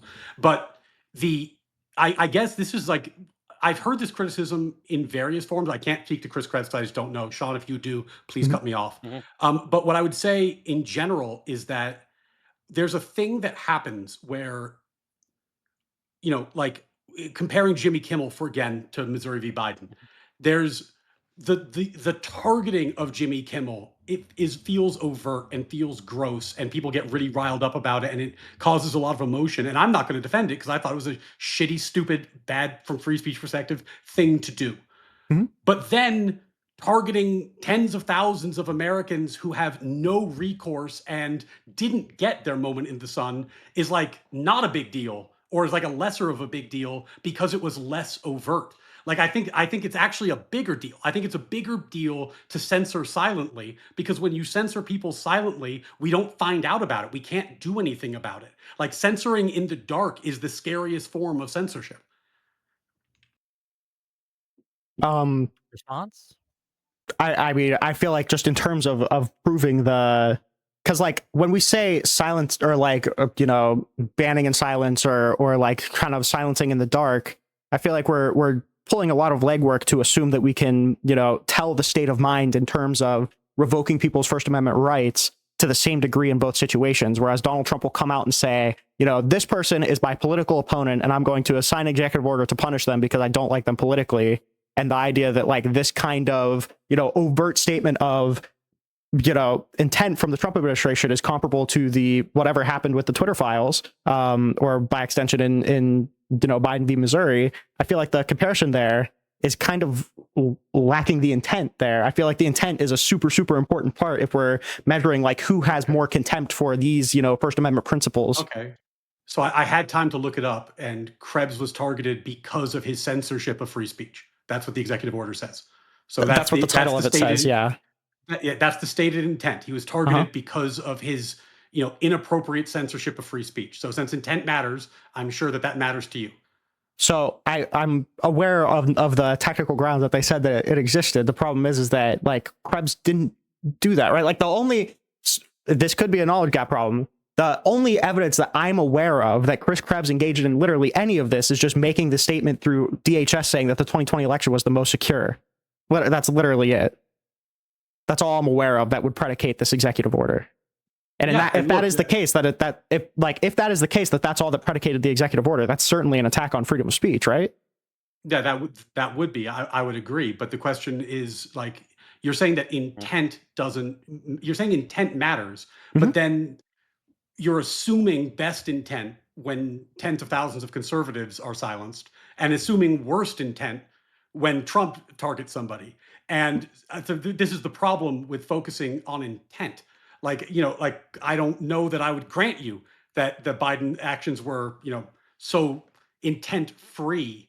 But what you're doing is you're focusing on the one guy with the salacious example. And let's say I grant you this is a really bad example. Let's say this is a terrible free speech violation. Like, the fact that it's public and the fact that you can see what's happening is kind of the point I'm making. Being censored in silence is worse, especially on a mass scale. So if the goal is to chill freedom of speech, showing that if you come out against this administration, you're going to be targeted by this administration and silenced, don't you think that's probably going to have a more corrosive effect if more people can see it? Like, it's an example, like making an example out of somebody?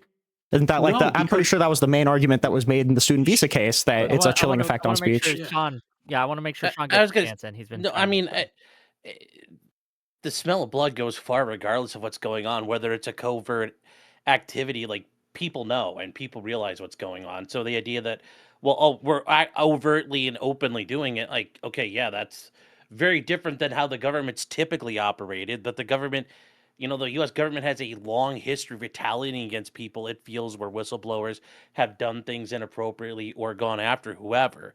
I mean, yes, Trump is unique. He's like the first person. It's like, I'm just going to tell you I'm doing it. But no, it is a chilling of free speech. But the government traditionally and over, throughout the Biden administration was silencing speech. I mean, it was to the point where the FBI was sitting down with companies saying, you'd better do what we need to do here. I mean, those were very coercive and very, just awful things that happened. And I agree. It's no different than Brendan Carr trying to do that. And I would argue that consent decree probably would work against Brendan Carr talking anymore either. So I think that's good. I want to see that. And that, yes, there was a consent decree, but we promise not to fuck with social media companies. I'm like, okay, I don't see the problem with that one. Well, I want to wrap up this segment as well to give one more segment, right? Because I want to cover at least three things, right? So okay, we covered immigration. Okay. We covered. I would consider this the freedom of speech portion, probably, and the DEI portion. And I want to make sure that we get last words on there. So I guess same question I had for the immigration. Who here thinks that when it comes to freedom of speech and discrimination and DEI, we'll just kind of package it in, that Harris would have been better than Trump is doing? Raise your hands.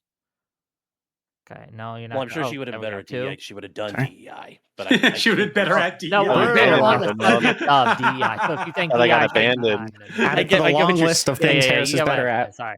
Okay, masterful use of the prompt. I guess I understand what you're saying. So for those of you who answered no, right, who thinks Trump is better, I'll let you give the chance to explain why, and then I'm going to let the other side explain why, since I reversed that the first time, right? If that makes sense. So I'll let Ryan, then let Sean go.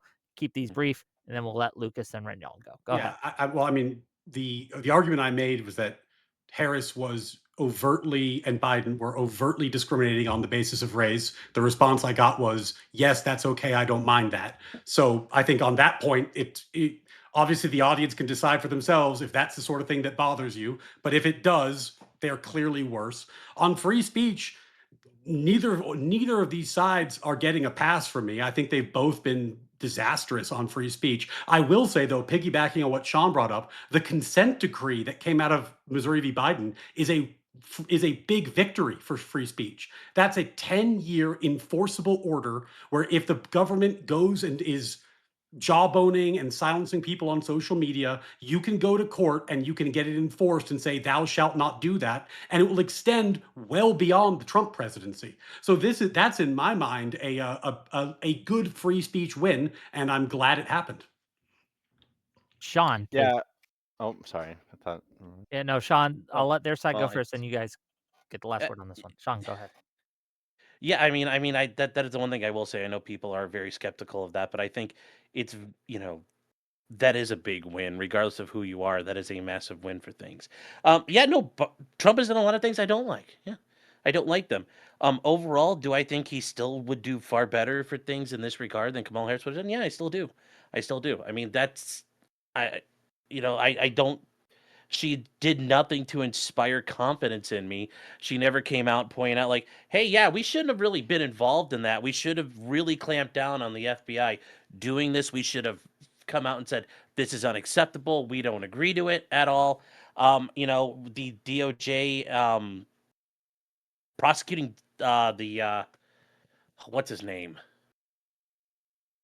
The guy with the Hillary memes. Oh, I forget his name too. I'm sorry. I know what you're talking about though. Yeah. I mean, like, there have been a lot of shitty things done here, and I just, oh God, what is his name? I don't remember.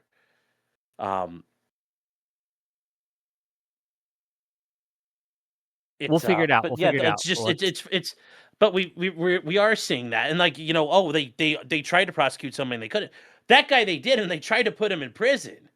They wanted him to go to prison for quite a while, and he was barely able to not get sent to prison, and was able to stay out until the Court of Appeals said, "Yeah, you know what? That's not fair."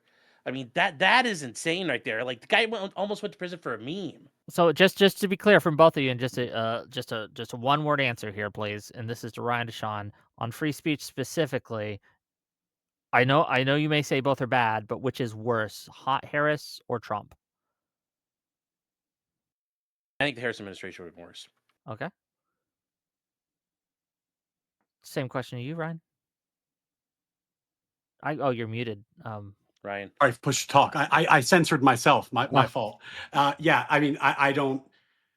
I think they are both below the threshold of acceptability, so they're equally terrible. So equal, no difference. Yeah, just terrible. Okay. Yeah. Okay. Explain why you think Harris would be better. And I'm going to give this to Lucas, then to Rinnycast. Go ahead. I think Ryan is still mischaracterizing my DEI position by like intuition pumping the word like discrimination into it.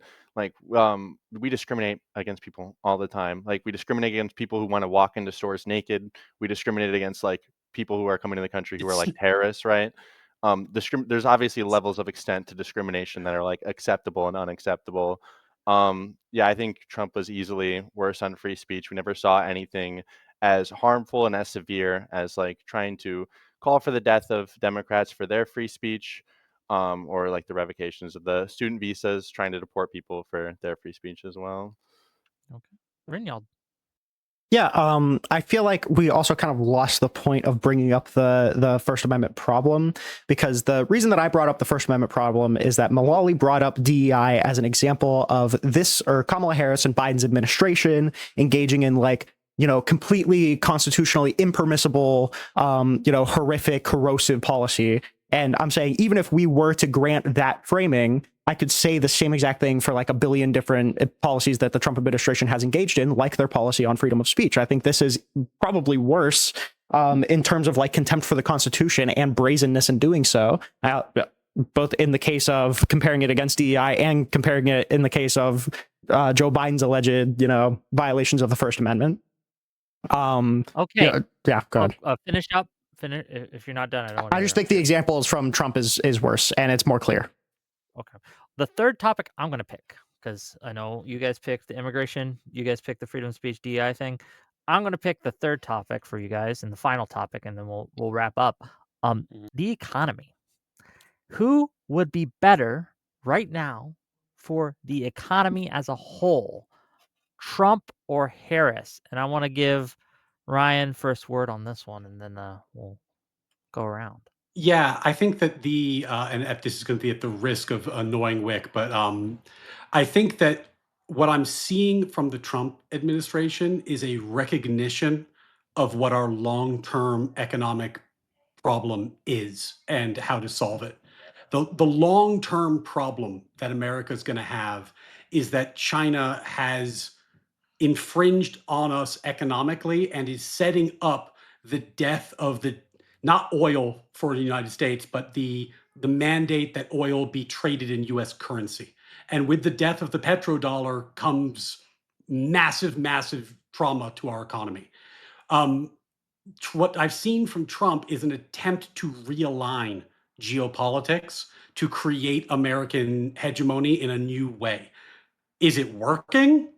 That's another question. So the way that I see this question, Wick, is do you want to fight for American dominance or do you accept managed decline? And that's the way that I look If at this that's how you particular want to issue. phrase it, that's your choice, man. So. Yeah. Sean, you're up.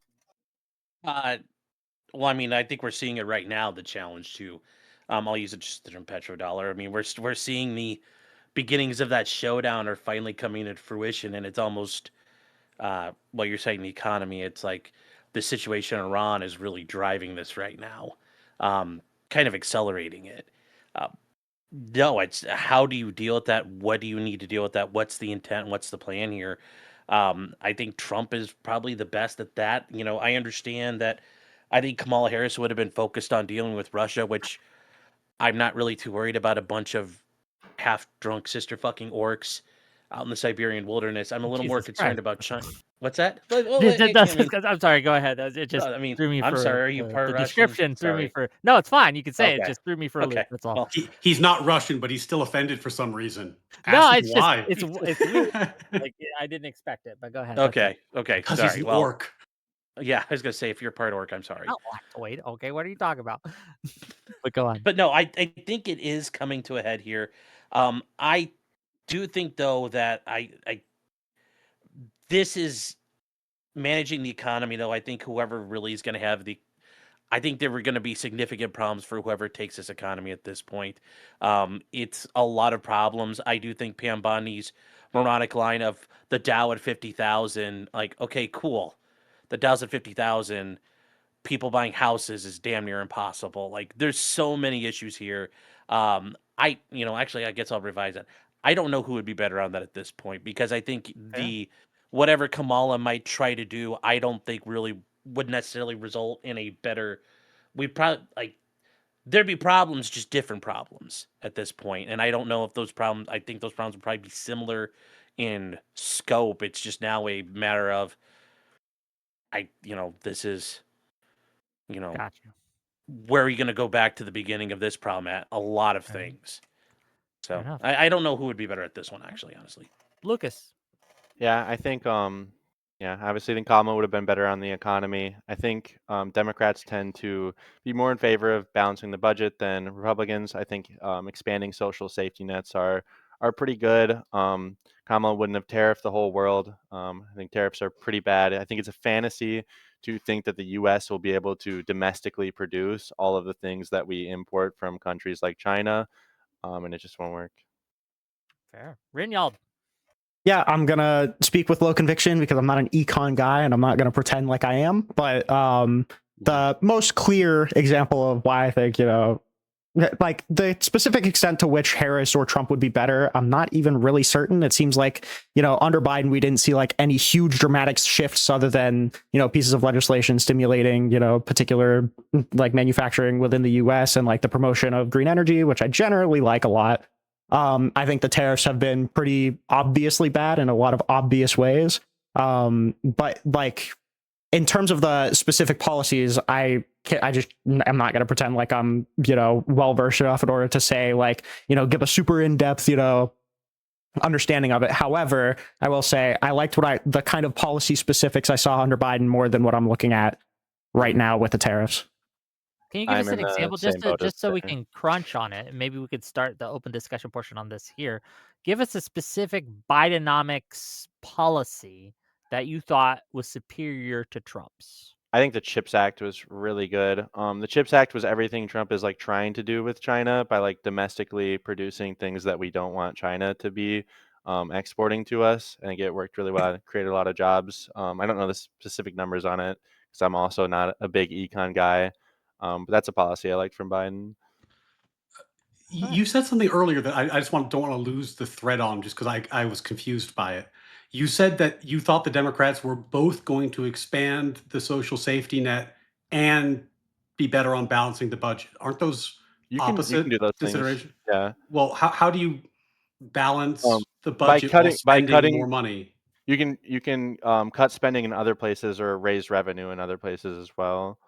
Like Well, you I can mean, raise revenue from like taxing like the top percent or cutting other areas. I don't think those need to be let me just ask you, like, what do you think the U.S. spends the most money on as a category right now? Like, social safety what's our, nets. Yeah, it's yeah. easily going to be social spending. Yeah. So you're saying that we should expand the most expensive thing and then make cuts where to balance the budget? Like it's already the most expensive thing. Like We could I don't probably, understand what you're talking about. Like like I said, I'm not a big econ guy, but I think we could raise revenue through like changing like tax brackets.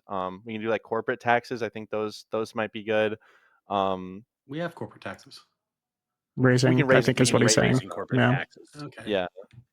Uh, yeah. So I guess And, like and also the thing about like the budget too is that like social safety nets tend to generate money for the United States, so it grows our economy, and that helps us Can you as well. explain that? Yeah, so like for SNAP, for example, like every SNAP dollar generates $1.79 in economic activity. It lifts people out of poverty. Like all these things are going to help the economy. Like when we have people that aren't in poverty, they're going to be consuming more. They're going to be investing more. so Things then like that. we should put like another $1 trillion into Snap. That way we get like 1.8 trillion back, right? I don't think it works that way. I mean, there's Oh, it obviously like doesn't? well, there would obviously be like a decline at some point in that. Yeah, I think that what ends up happening is I that don't know why you thought that was like an own. because it's a nonsensical figure, and your explanation shows How is why that not? How is that it's a nonsensical? nonsensical figure. The issue Wait, how with is that nonsensical? because you're claiming that Snap produces $1.79 of economic activity, Yeah, and each we can dollar, talk about why you does, think that. And yeah. then I probed you and said you said each dollar creates this, and then I said, well, what if we put a bunch more dollars in? And you said, well, actually, that wouldn't work like that because No, I'm saying at some point, if we put so much into it, at some point we would probably have diminishing returns eventually. so then we shouldn't put Like, more money into it because we'd have diminishing returns. well, like obviously there's an extent. Like I don't think funding SNAP more Well, right hold now on, would but give us let me just diminishing ask both of you. returns. Do we think that we are currently, when it comes to SNAP, at the point of diminishing returns for economic activity No, when it because comes to generators? So you we're say no. generating money. We're generating money from SNAP until Okay. we're not generating Well, money from it. I want to Then ask Ryan. Yeah. Do you think we are? I think the entire question is ridiculous. That's like the metric that's being used is silly because what you're doing is you're taxing people, which is reducing economic activity. You're spending it on SNAP, but you're not actually counting the reduction in economic activity caused by the taxes. So it's just a self-serving number. It's a ridiculous number. It was the point I was getting at. well, I'm saying these things. That's my point. Is that we spend money on these things and they generate economic activity. Taxing. I wouldn't say that like taxing people like destroys like economic activity, especially when we're like benefiting from All right, it. if you take $1 from me, I can't spend that dollar, right? Yeah. Okay, that's the reduction in economic activity. I mean, so And then let's. Because it increases because then it goes to $1.79. Sure, Okay, so well, let's Okay, say. hold on. I want I don't know why want we're not Rinyal to be able competing to get about it here. this. Rinyal's looking like he's gonna, I don't know, explode. No, Go I ahead, just Rinyal. I'm listen. Like I said, low conviction. But like I think the idea is that like let's say that there's somebody with $2 and there's somebody with $500, and you take $10 from the person with $500 and you give it to the guy with $2, right? So this person still has $490 to spend, but now this person has $12 to spend. So they're both probably like I don't know if we're going to see a diminishing amount of spending from the $490 person, but we would see a pretty substantial increase in spending from the $12 person. I think that's the idea. It depends how Yeah, you. but the logic of that argument is, though, you give him that $10 and now magically he can spend $14. Is basically No, I don't think kind that of is the the whole- argument. I think the argument is well, that it just literally, no, stimulates that's- lower income people spending. I think that's the idea. Well, no, but that's the argument. Every dollar we give generates $1 plus. It's like, well, then where's this extra money coming from? It's going to be coming. So if we give people food, they don't need to spend money on food, so they spend money elsewhere. I think that's the idea. So as I understand it, and again, I'm not an economics professor, maybe we can have non-fun all day, but the idea behind these things is that we tax people who have lots of money. I'm not even saying I'm agreeing with this idea, but this is a theory. We tax people who have lots of money, right, to spend, and we give it to people who have little money to spend, knowing that the people with lots of money aren't going to change their habits because $10 out of 10,000 isn't going to really hurt you. Whereas a guy who only has $100, suddenly they have a 10% increase and can now afford much more spending. And so we see increased economic activity that the 10,000 guy would save and not put into the economy is now being put into the economy. Except that rich guy would actually more likely invest the money. Exactly, Sean. Exactly. It's based on a false premise. They don't. Which that would magically grow money. That $1 would turn into like $100. I don't know what you guys are talking about with the magically growing money thing. What I'm talking about is that when they calculate economic activity, they specifically mean money circulating in the retail activity. They expressly exclude what Sean brought up, which is investment in companies. Newsflash. Yeah, but those investments don't stay in the United States. They go to other countries. They go to Russia. They go to China. They go to all these other places. They also with the offshoring of jobs. We've seen this. They also fund U.S. investment. They fund U.S. pension funds. They fund U.S. retirement accounts. They do all these things. If investing in companies is not a good thing, we have a little bit of a problem on our hands, Wick. And what I'm saying is the number expressly excludes certain types of economic activity and favors other types of economic activity, which is why it's kind of a ridiculous figure. Wait, but I mean, we can also, even with the exclusion though, we could assume that like these people are also going to have more money to spend in other places, like investments and things like that.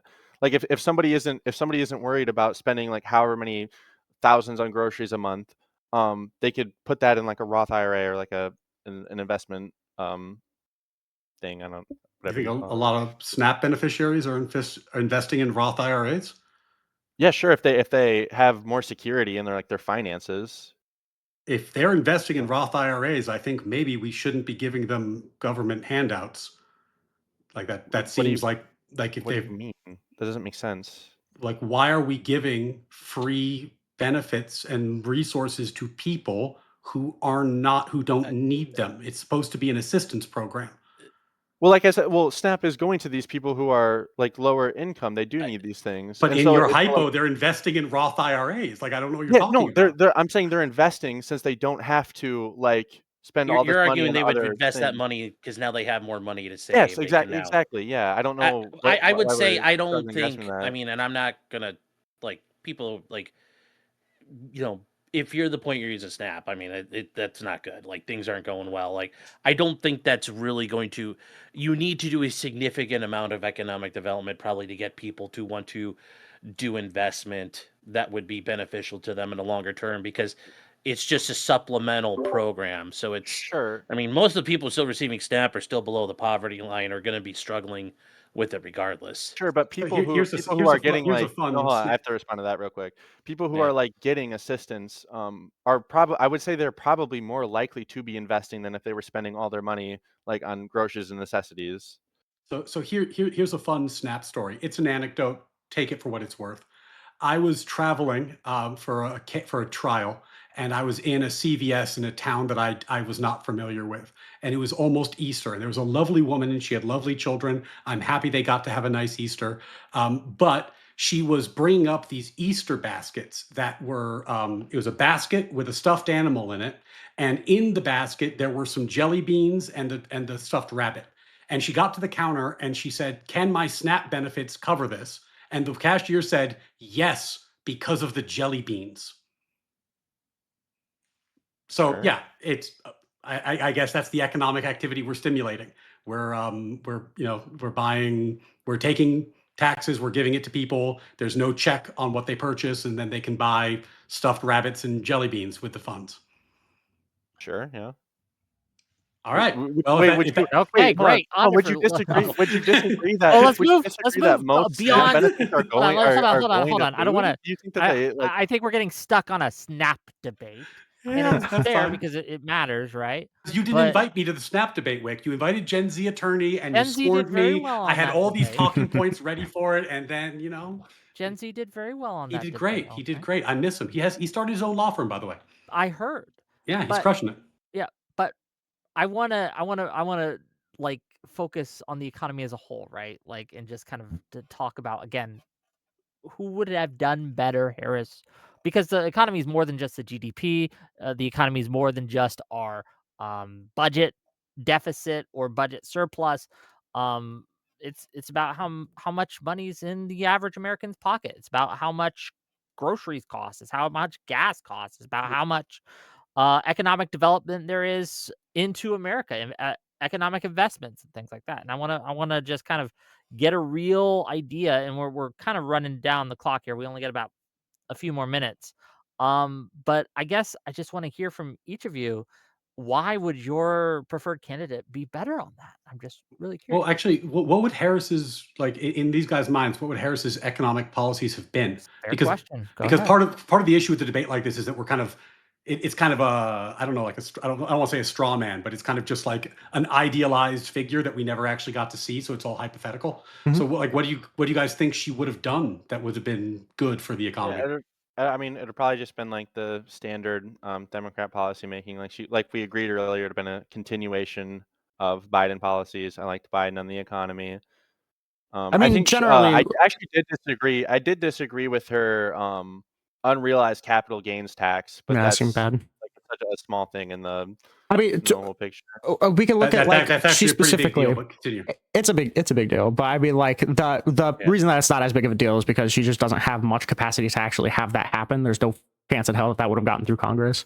One thing that she said that she would have done, which actually kind of refers back to, I don't remember who said it. It was one of you two, talking about how it's like basically impossible to own a home right now. One of the things that she was running on was like cutting a bunch of red tape in terms of like overbearing regulation and building new housing. I think that was a good thing that she was talking about doing. I pretty sure Donald Trump said almost the exact opposite, that he wants to keep like property prices high to stimulate Yeah.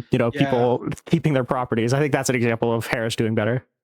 I'm going to be deeply, deeply black-pilled on this, and I don't know if this is going to help you or not, or hurt me. I'm just going to be as honest as I can about this. The housing thing is a huge problem. The only solution is state and local. Like the barrier, it's not it is a supply problem. We need to build more housing. It's not a demand problem. Harris had some demand solutions as well, by the way, which wouldn't have worked. But the actual, just to be charitable, the actual solution here is not national. You have to get into your state legislatures, you have to get into your local governments and get them to change zoning. Like that's what it is. It's zoning regulations first and foremost that are like the crushing blow.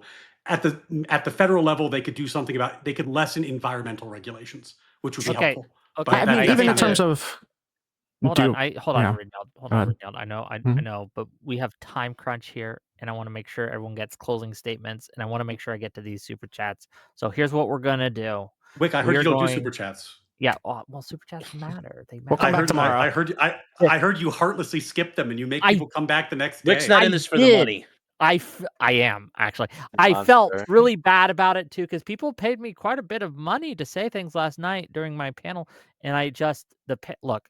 Yeah, last night's content was the best panel I've done all year. It was great. So if you want to go Except for check this that one, out right, after you're Wick? done here, please do. Uh, So what we're gonna do is I'm gonna read these super chats, give you a Didn't even chance to. respond. Non-answer, damning non-answer. yeah, I did great, didn't I? Like, say something. And what we're gonna do is we're gonna give each of these lovely individuals a chance to close out with their final thoughts and tell people where you can find them. I have links to their stuff in my YouTube description, and I encourage you. They've taken their time out of their day to come and give you content. Give them a follow, give them a subscribe, give them go check out their stuff too. It really does help. Okay, so this is what we're gonna do. I'm gonna go through the super chats. I'm gonna give you guys last word, and then we're gonna end the show. $5 from Mr. Game Man. Ryan, please give examples of racism from the Democratic populists that came from trying to give money to black farmers. Go ahead. That's the example. Yeah, I don't know what. Yeah, like the government, the government giving money specifically on the basis of race is the example. But you only gave $5, so that's all the answer you get. Okay, fair enough. Come back $5 with from deeper Lord of the pockets. Nerds. Russiagate was an attempt to accuse Trump of treason and working for Russia. What do the libs think happens to people who commit treason at that level? That's I to don't know you, why. I don't know Lucas. where you're So- getting the Russiagate is treason thing from. Oh my god, there's so many things. Like, the investigation itself $5. probably Give wasn't. him a $5 answer. Okay. He didn't call for the death of the people involved with Russiagate. He called for the death of different people. So, I mean, if that's the case, then he should probably be calling for the death of Russiagate. Okay. JDZ for $5. Don't we still need to hire more judges? Trump wants asylum to go to 0. They don't want to process claims faster unless you're South African. Okay. I mean, we hiring more judges would be good, but there's lots of things you can do other than hiring judges to process claims. For example, in Trump's first term, one of the things he did is he just changed the order that asylum claims are processed. So instead of doing first in, first out, it was last in, first out, so that you could get people processed quicker and accepting some backlog. So there's other options on the table. The bigger thing I just would like to point out is, hiring more judges. The immigration judges are DOJ employees. They're not like a federal judge like we think of. They're literally guys who work at the DOJ. They're hearing officers. They're not actual judges. Just if you happen to be an immigration judge and you get really upset about that, too bad. You're not really a judge. Also, man, he's calling you out specifically. Ooh. Also, Okay. I know this is a $5 thing, Wick, but like the denial rate in asylum cases is like north of 80-85% most of the time. So like, yeah, more hearings leads to more deportations, not the other way around. $5 from Purely Antics. Does Ryan think the Women in STEM program unfairly benefits women? It seems like there are countless examples of instances where this is fine. I do not think the federal government should be in the business of prioritizing people on the basis of their membership in protected groups. I don't think that they should be doing it. So you'd be against like Title IX protections. Are you talking about like a anti-discrimination? Like you can't women in discriminate? sports and things like that. There are a lot. Title IX. I think it's Title IX. Am I getting the title wrong? I might be. Title IX covers the women in sports and education institutions. Yeah, like this is federal money given to allow, right? Or there's laws, I should say, making sure that government institutions, college institutions and stuff have to respect certain like separations, right? So they can discriminate against men for when it comes to sports and by having women only leagues. Yeah, I've come to the reluctant conclusion that we'd be better off without these sorts of federal interventions, because we've seen it abused terribly in the last couple of years. Okay. $5 from Natural Phenomenon. Ryan, if the government had a pool of money only for paraplegics, is that ableist? Is it ableist to have money only for paraplegics? Yes, money you can only receive if you are paraplegic. It probably would be ableist, but the concern that you get with something like discriminating on the basis of race doesn't exist there, because like the reason that racial discrimination is considered to be wrong is that we have made the moral determination that there are not legitimate differences between the races. And if there's not, then the law should not be favoring one or the other over that basis. People with no arms and legs do have legitimate differences from people who do have arms and legs, and I think that's a fairly self-evidently category different. Can I say something quick about that, Wick? So just real quick, because we got through these. That's literally my same argument for like the DEI stuff is you can pretend like there isn't differences between the races, but they've obviously had a much different historical experience in the United States than one another. Okay, that's all. Okay, maybe we can have a DEI debate specifically at some point, right? Yeah. But I was about to say that was a good clarifier. Oh yeah, Yeah. not by yeah, not Yeah, like that. Coming out $5 strong for the differences between the races, the left. Not like that. $5 from Break out the Kai, IQ the chart. archivist. In the past 5 years, I've been skipped over for 5 corporate promotions to white men. When do I get my magic DEI that propels me over white men? Thank you for the $5. If you think you're being discriminated against, hire and talk to an attorney. Yeah. It also could be that you suck at your job. Well, everyone Donate who more gives money me next money time, is and I'll be the nicer. best at their job. Everyone who donates to Wick is the best, and I support them. The Okay, savviest. exactly. If you $5 from donate to me, Super- I'll say you're good at your job. I can be Yeah, Bob. true. $5 from Super Iron Bob. Douglas McKay happened under Biden, not just an indictment, but full-on conviction, which was overturned. Thank you for the $5. Do you want That's to the guy. respond to that, Libbers? That's the guy. The meme guy. Yeah, that's the meme guy, Douglas McKay. What do you think, gang? Oh, yeah, he's the guy who, well, he didn't just make a meme, right? He said, "Hey, Clinton voters, go to the Well, polls." I would argue that was a meme, and it's clearly like you Oh. can text your vote in. I don't know. I mean, I'd genuinely have have no to look clue in the what that is. details. Maybe we can debate on that sometime because, Yeah. as I Yeah. remember and as I recall, and I might change my mind if I refresh my memory on this, but it was there was a lot stronger evidence that it wasn't just a meme. But we could talk about it another day. $10 from Mr. Game Man. Massive W for my brothers on the left. Thank you for the $10. Okay, with that, let's get to Yeah. closings. I'm gonna let Renyold have the first crack at it, and Ryan's gonna have the last word. Rinyold, close us out. Yeah, I'm Rinnyald. I do a bunch of debates, mostly on TikTok. I'm a pretty strong liberal. I think that in terms of this, whenever I take a position that I don't actually hold in order to, just kind of like spur on debate, I feel like that's about the kind of like, if I were to do that for Donald Trump, I probably would have made the same exact arguments that Ryan and potentially Criminal did. However, I think when you look at the scale to like comparing these two things, I think they're just way apart.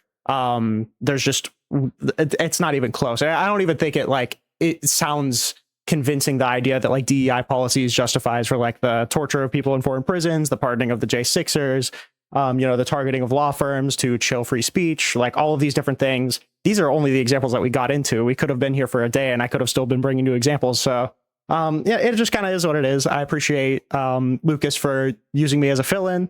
I appreciate Ryan for being here. And for the record, I think you're the best debater on the right, so I appreciate your time.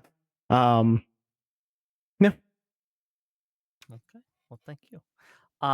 Yeah, we do appreciate you for filling in last minute. I will change my YouTube description to replace you, but you gotta you gotta give me a minute or two to do that. But I appreciate you coming in, especially last minute. Let's give it to Lucas. Go ahead. First of all, I second what Rinnyald says about Ryan. This is my first ever panel, and I was terrified. Okay, but anyway, I think like Rinnyald said, comparing the DEI stuff to Trump's immigration policy, I don't think is a fair comparison at all. I think DEI in general is kind of like a nothing burger issue. I think it's good, but about the other things like the economy, I think we demonstrated that Kamala would be better in the economy, and I also think we demonstrated that Trump was worse on free speech. Okay. Thank you for being here. Really appreciate you. Sean. Well, I get like Lucas, this is my first time doing it, although I think I got completely felted here tonight. So, just absolutely crashed and burned. And it's funny because I don't mind going to court, and doing things, but no, I think ultimately, when it comes to the economy, I know we all sat here. It's like, well, we don't really know, and then we started talking about it, but I do think Trump's ultimately. I think it's going to be hard to say there. I think they both would have probably been in a similar situation, regardless of what's going on here. When it comes to the free speech, I do think that, Trump ultimately was better in the long term. I don't trust the way that we have to rely on the Biden-Harris administration, how they did things and what they wanted to do. What would they have done coming in? I think clearly established they were willing to be hostile and aggressive, and it would have kept going. It wasn't going to stop. It wasn't letting up. It was only starting to traject that way. So I don't think it would have been better. Now that says it's just, is it bleak to say both of them were this awful? Yes, it is. But I do think Trump was better overall. God, what's the other one? What was the other thing? Economy, free speech. Oh, we talked about free speech. We talked Immigration. about economy. We talked about Immigration. Yeah. Okay. Sorry. Yeah. God, that feels like a year ago. I think it's clear that any immigration, strengthening was just clearly lip service from Biden and Kamala, and that they would have clearly just reverted back to what they've been doing.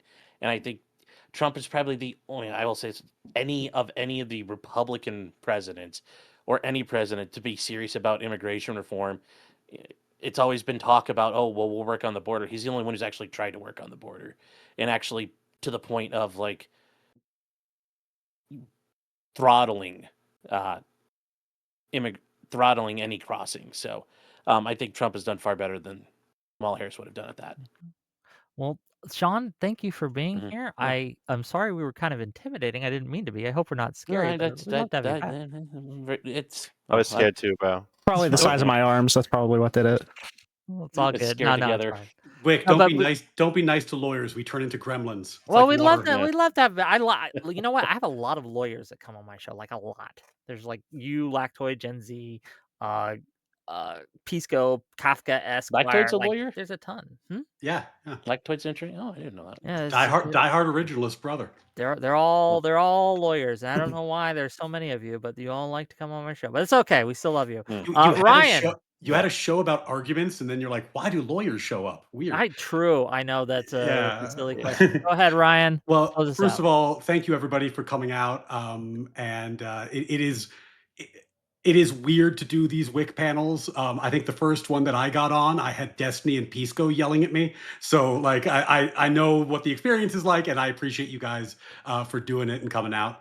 And I'd like to start my remarks by saying, as the now anointed best debater on the right, suck it, Rob Knorr, and suck it, Andrew Wilson. You had your time.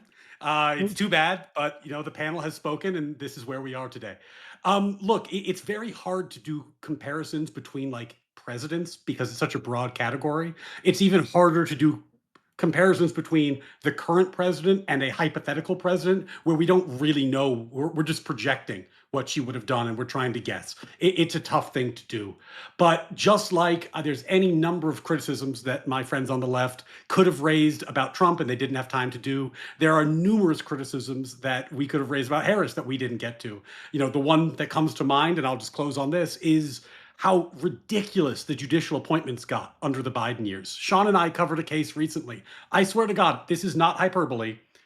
The statute says there shall be no judicial review.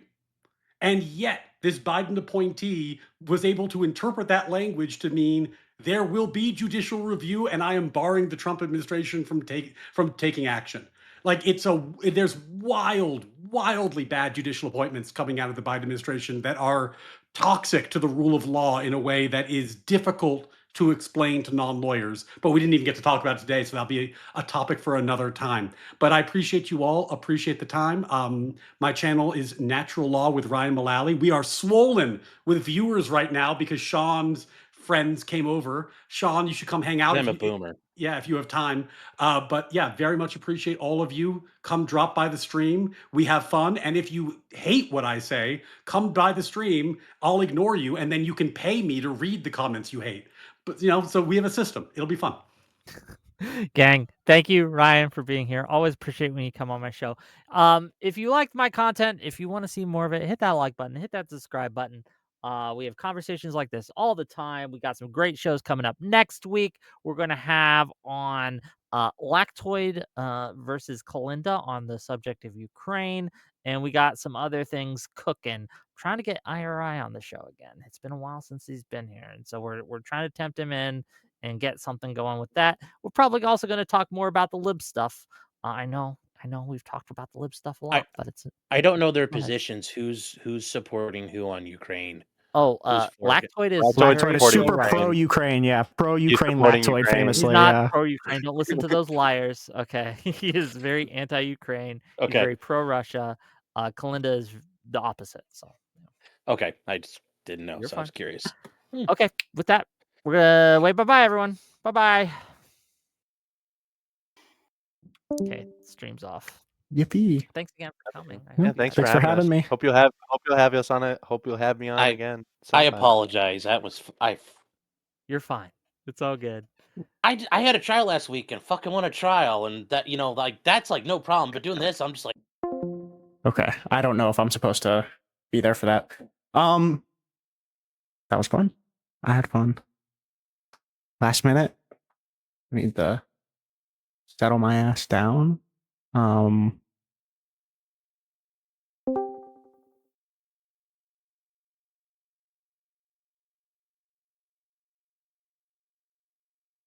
damn Baker. All right, hold on. I need to go let my cat in, but we're probably going to have some coalition people in a second.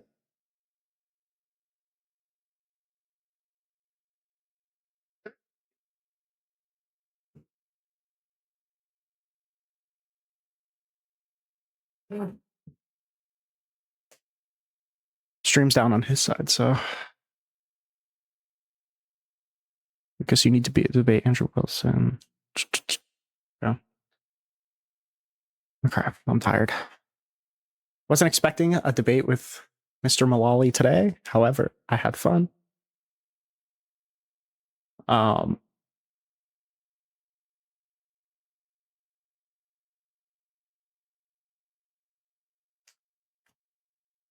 Good thing I decided to watch live because I wasn't sure if I was gonna watch live.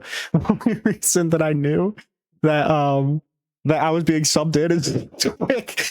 I was listening in and Lucas said, "Hey, you know Rinnycast?" I was like, "Oh god damn it." Hey, coalition people. What's up, buddy? Rinnycast, I have a bone to pick with you. Hang on. Okay. Hold up. I have to turn on my speaker. Keep in mind, I'm I didn't prep for that. That was last minute sub in, okay? Yeah, and you did pretty good. But I have a bone to pick with. Did you fucking remove my ability to join Rinny's bedroom without needing to be pulled in? Did you do that to me? I was supposed to remove that from everybody. I don't know why it's just removed for you, but I'm removing it from everybody soon enough. Okay. Oh man, I have to Lucas, bro, you tore up. You did. You did very good. W. I think Ryan's opinion on DEI is fucking real quick. Holy shit. Lucas, did we strike a good balance? speaking I of feel like that- we struck a good balance. Oh, bye. Oh, he's gone. My bad. Okay, go ahead. Lucas, BTFO'd. True. Yeah, I think speaking my- of the I think my DEI super stuff, question was good. regarding the farmers, actually, looking into that, the Biden administration did actually get struck down on that specific provision, but they redid the provision in the IRA, and then instead of a race-based criteria, they did basically which farms got the most disadvantage. They went down to a economic route instead in the IRA. Sure, I believe that. Which I don't think I did well, bro. I think it's a good sign. no, you did good. I think it's a good sign when Ryan's closing statement was, "Well, it's really hard to compare two presidents." I think that's a good sign. Yeah. Wait, Rinny, I'll be honest with you. I think I did well. Yeah, I think you were overstating your. I think you swung a little too hard on the econ topic, but other than that, I think you did well. Yeah, I agree with I that. thought I demolished on econ. I hope so. Okay, I'm asking for.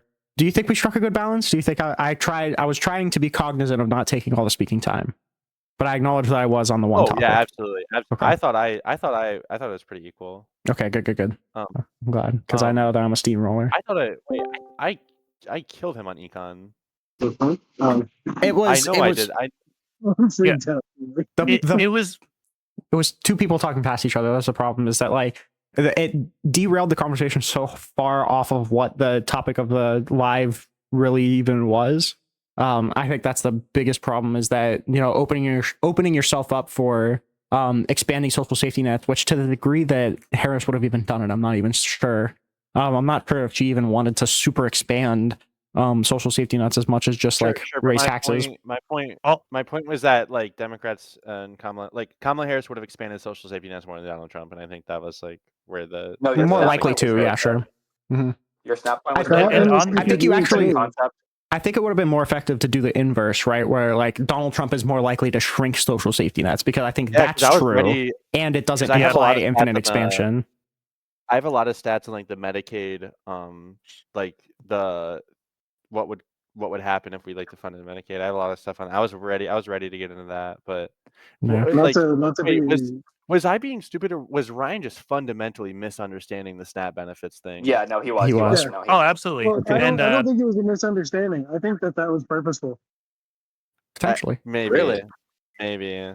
So on that, I actually I looked think at that he- there's like an article that I posted in the coalition, but in 2019, it analyzed like the SNAP benefits and how spending increased, and it was like on a factor of between 0.8 and 1.5, which increased the more that spending was geared towards like lower income households, which makes sense because if you take money away from households that are generally not going to spend that income on like foods and goods and services and all that, and giving it to the poor to be able to spend on fundamental needs, preventing groceries, then of course spending's going to increase because now those lower income households have more money to spend.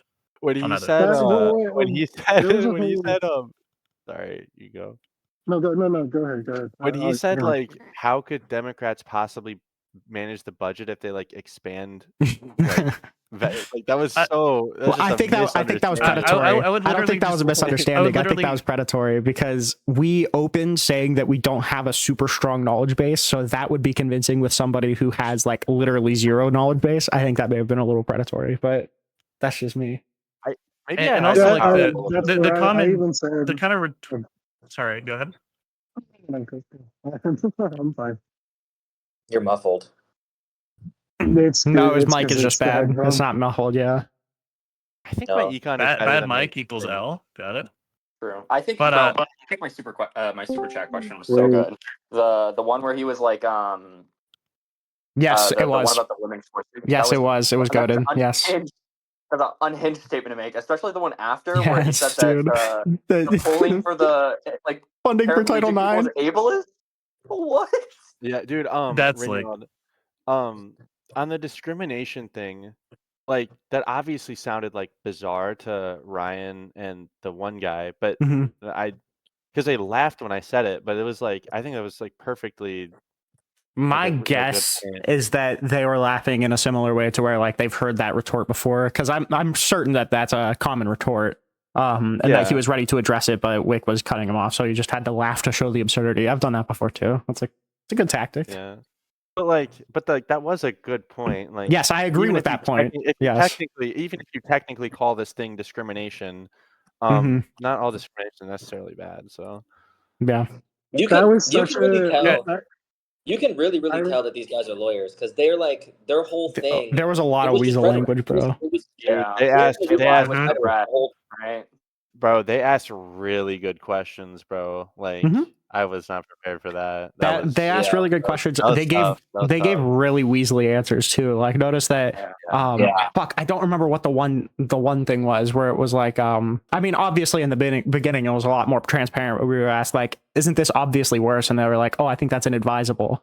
It's like, oh, okay, is it worse? Yeah. Dude, I thought it was Ryan on the punch bowl thing. It was I'm sorry. It was Ryan on the First Amendment stuff, because Wick asked, which do you think was worse? And I noticed that he never answered that throughout the entire First Amendment thing. Wick asked, which do you think was worse? He was like, I think they both crossed the barrier of unacceptable, so it's equal. Yeah. Shut the fuck up. Ryan eventually said that COVID censorship was worse, though. He did say that. Before you get too far off of the, but it took a while for that though. The like social program thing. It's not exactly a social program, but weren't people saving a lot of money through Biden's CPB reforms? Probably. Like the junk fee shit that affects poor people too. Like that, that would be like vacation for interstate travel and all that kind of shit. Like obviously, and then Trump took down a lot of those protections, right? Go ahead, non-phone. Yeah, Trump, I forget exactly what he did, but I know the Consumer Protection Bureau, whatever, was semi-gutted by him, although I believe there was some court cases about it. They might have stopped some of it.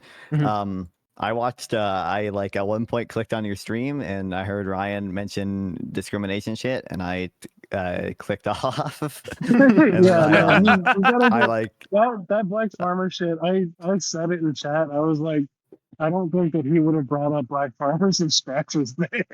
Yeah. True.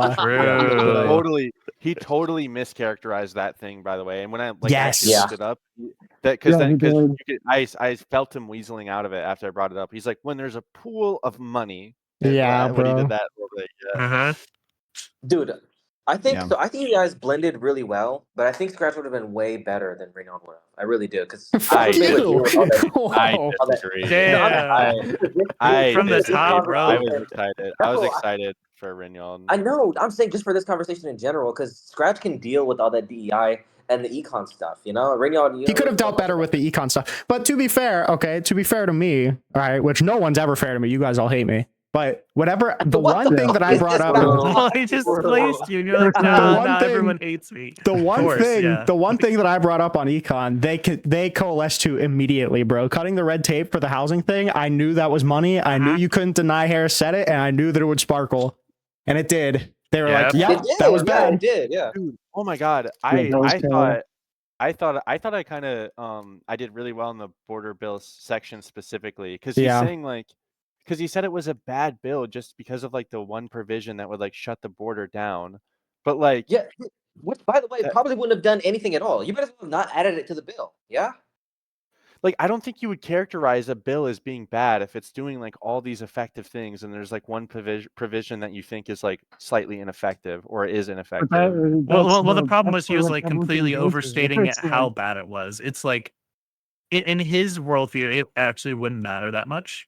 It wouldn't actually like have that much of an effect because it's going off of encounters. And I think Rinnycast pointed that out. True, yeah, they never touched on that. Entries into the U.S. He also burden shift the fuck out of that, by the way, because at the beginning of the argument, he was like, "Oh yeah, you know, you could make an argument that this was stripping rights from the executive." And then at the end, he was saying it was bad because it did that. And then I said that the executive doesn't even have that power, and he never contradicted it.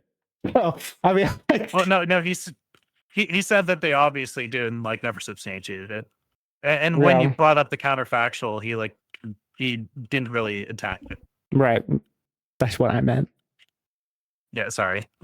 It's okay. Thought we were timelining it. We love coalition. Or we love the econ stuff because I when I clicked on the stream at the end, I saw in chat someone said like non-fun mention, and I got went name back dropped a little bit. It seemed like I didn't get the full context or anything. I only watched a little bit of it. It seems like they were talking about some type of like redistributing money and like the money multiplier. Was there some fight over that? Yeah, regarding SNAP specifically, they didn't understand the SNAP benefit stuff. Where if you put like every dollar invested into SNAP results in like $1.79 returned into the economy. Oh, so I hated that shit. Because then he was like, every Ryan. Oh my god! Yeah, hold on. Let me. Because dude, because I said like $1 for every a dollar spent on SNAP generates $1.79 in economic activity, and he's like, why not just spend like trillions of dollars on it then? And I was like, there's obviously going to be like a point of diminishing return there. And he's like, but you want to increase it. And I was like, yeah, not to a point where that was such a retarded point. Oh my god. That was so bad. Oh my god. By the way, Glazing Ryan Mullaney is the best right-wing debater, by the way. He is. I think so. Listen, that's not praising somebody as the smartest retard is not very much praise, bro. Holy glaze. It's true. I stand by it. He's better than Rob Noor and Andrew Wilson. Easily better than Wilson.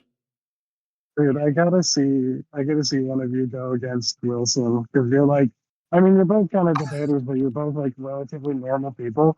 Yeah. And I just every time I see him go up against like a normal person, he just flubs crazy. Scratch said, sorry about that, y'all, as if I didn't just get on Wick and $20 from his super chat for him not showing up, bro. Like, don't show up more, bro, please. WW. I thought it was pretty epic, the punch bowl thing, when I called that out, because that was so. I wanted to call it the punch bowl thing. I was gonna punch bowl Max in my closing. I'm so glad that you went back to it. I was gonna draw the analogy of like, oh yeah, somebody spills the punch bowl, and then I'm trying to clean it up by throwing a grenade at it, and all of a sudden you guys are yelling at me for how I clean it up. That's literally what Trump is doing with the economy too, and also like Ryan Mullaney, like when y'all were talking about the Langford bill, he was like, oh no, but like Trump didn't like that, which is quite literally the punch bowl example. True. That he was like, dude, yeah, I thought that was good. Also, his point in the very beginning when we were talking about Molina versus DHS, when he was like, federal district courts are wrong all the time. And I was like, okay, so you have to make an argument on why they're wrong. And he didn't do that. So. Also, holy fucking pivot right at the beginning. I'm so glad that didn't get held on, because he was like, oh, what about this other case where this other dude got held to an unreasonable standard? Well, Trump didn't do that. That's not what we're talking about.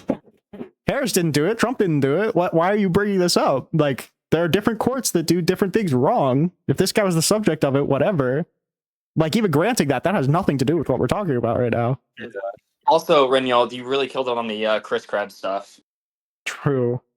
I was happy with the Chris Krebs thing. Well, I feel like it was just a really good look in general that I had like so many examples off the top of my head to bring up, and like just naturally they didn't know a lot about them, or the ones that they did know about they just conceded were wrong. I feel like, unfortunately, this was a dub, but I feel bad because I feel bad in retrospect, but the law firms thing was such a dub where he was like, yeah, that's bad, but I can't legally talk about it. It's like, oh, okay. Yeah. Like, I feel bad for that, but I feel like that also looked pretty good. Dude, yeah. Bro, I was just like hella nervous, bro. It's so much different than like a fucking TikTok panel where you can just like drop out or. True. Yeah. The nerves were getting to Lucas. You just weren't. The only way that I could tell that the nerves were getting to you is that you were less likely to butt in. Yeah. Which I was trying to make specific efforts to not talk, but if you went silent for a second, I would just take it. But I was trying to give you opportunity, but that's gonna go away. Like already, I was nervous for like the first like a minute or so, and then as soon as I got into the speed of it again, whereas like the first time I went on Wick, I was nervous the whole time. This time it took me like a minute to wash off the cobwebs, and that's after and that's debating Malali too, so who's like pretty formidable. Yeah. One, I think the fact that your first like time on Wick was debating Ryan Malali was, I mean, and you did fine in my opinion. Yeah. I think true, and winning. I think that kind of speaks to the topic, but also like I think really the only time you looked bad was the time you asked Ryan a question. He responded, and then you said, "Oh, I thought Rinnyald was going to take that." That looked bad, true. But like I don't even know if that was like I did. Well, I know because Rinnyald was like going to butt in, so like Rinnyald said something, and then when he stopped talking, I was like, "Oh, I thought Rinnyald was going to take that." Well, because I saw you gearing up to talk, but then as soon as you pass it off to me, I was whatever. Yeah. I thought I didn't do too great on the DEI stuff, but like. No, I feel like we did good there because that was the one example that they had, and we engaged with it well enough, I think. I mean, like the idea that this was being framed as like racist policy of only giving to black people when this was like a subsect of the pot dedicated to being given to black farmers who face discrimination is like so far off. And it was shot down anyways. It was shot down. Better like fits the like economic like aspect of it. I started getting comfortable at the end, and what's weird is I was like the most comfortable on the econ stuff, and that's like the least thing. Well, as the panel goes on, your comfortability ramps up. Yeah. Listen, I gotta step out for a second, but I'm still live, so I'm just gonna mute and step out of the room. But don't be bad. Don't be TOS. Y'all are running from the discussion. Holy, dude, cherry react, man. How much did you talk about Missouri v. Biden? I saw some bits of that. Barely. Not really. Yeah, not a lot, but because we were trying to avoid the pivot to Biden on free speech by like keeping it centered around Trump. I think the Wick assist there was so fire, where he said, "Didn't that get thrown out on standing?" Yes, It did? Thank you, King.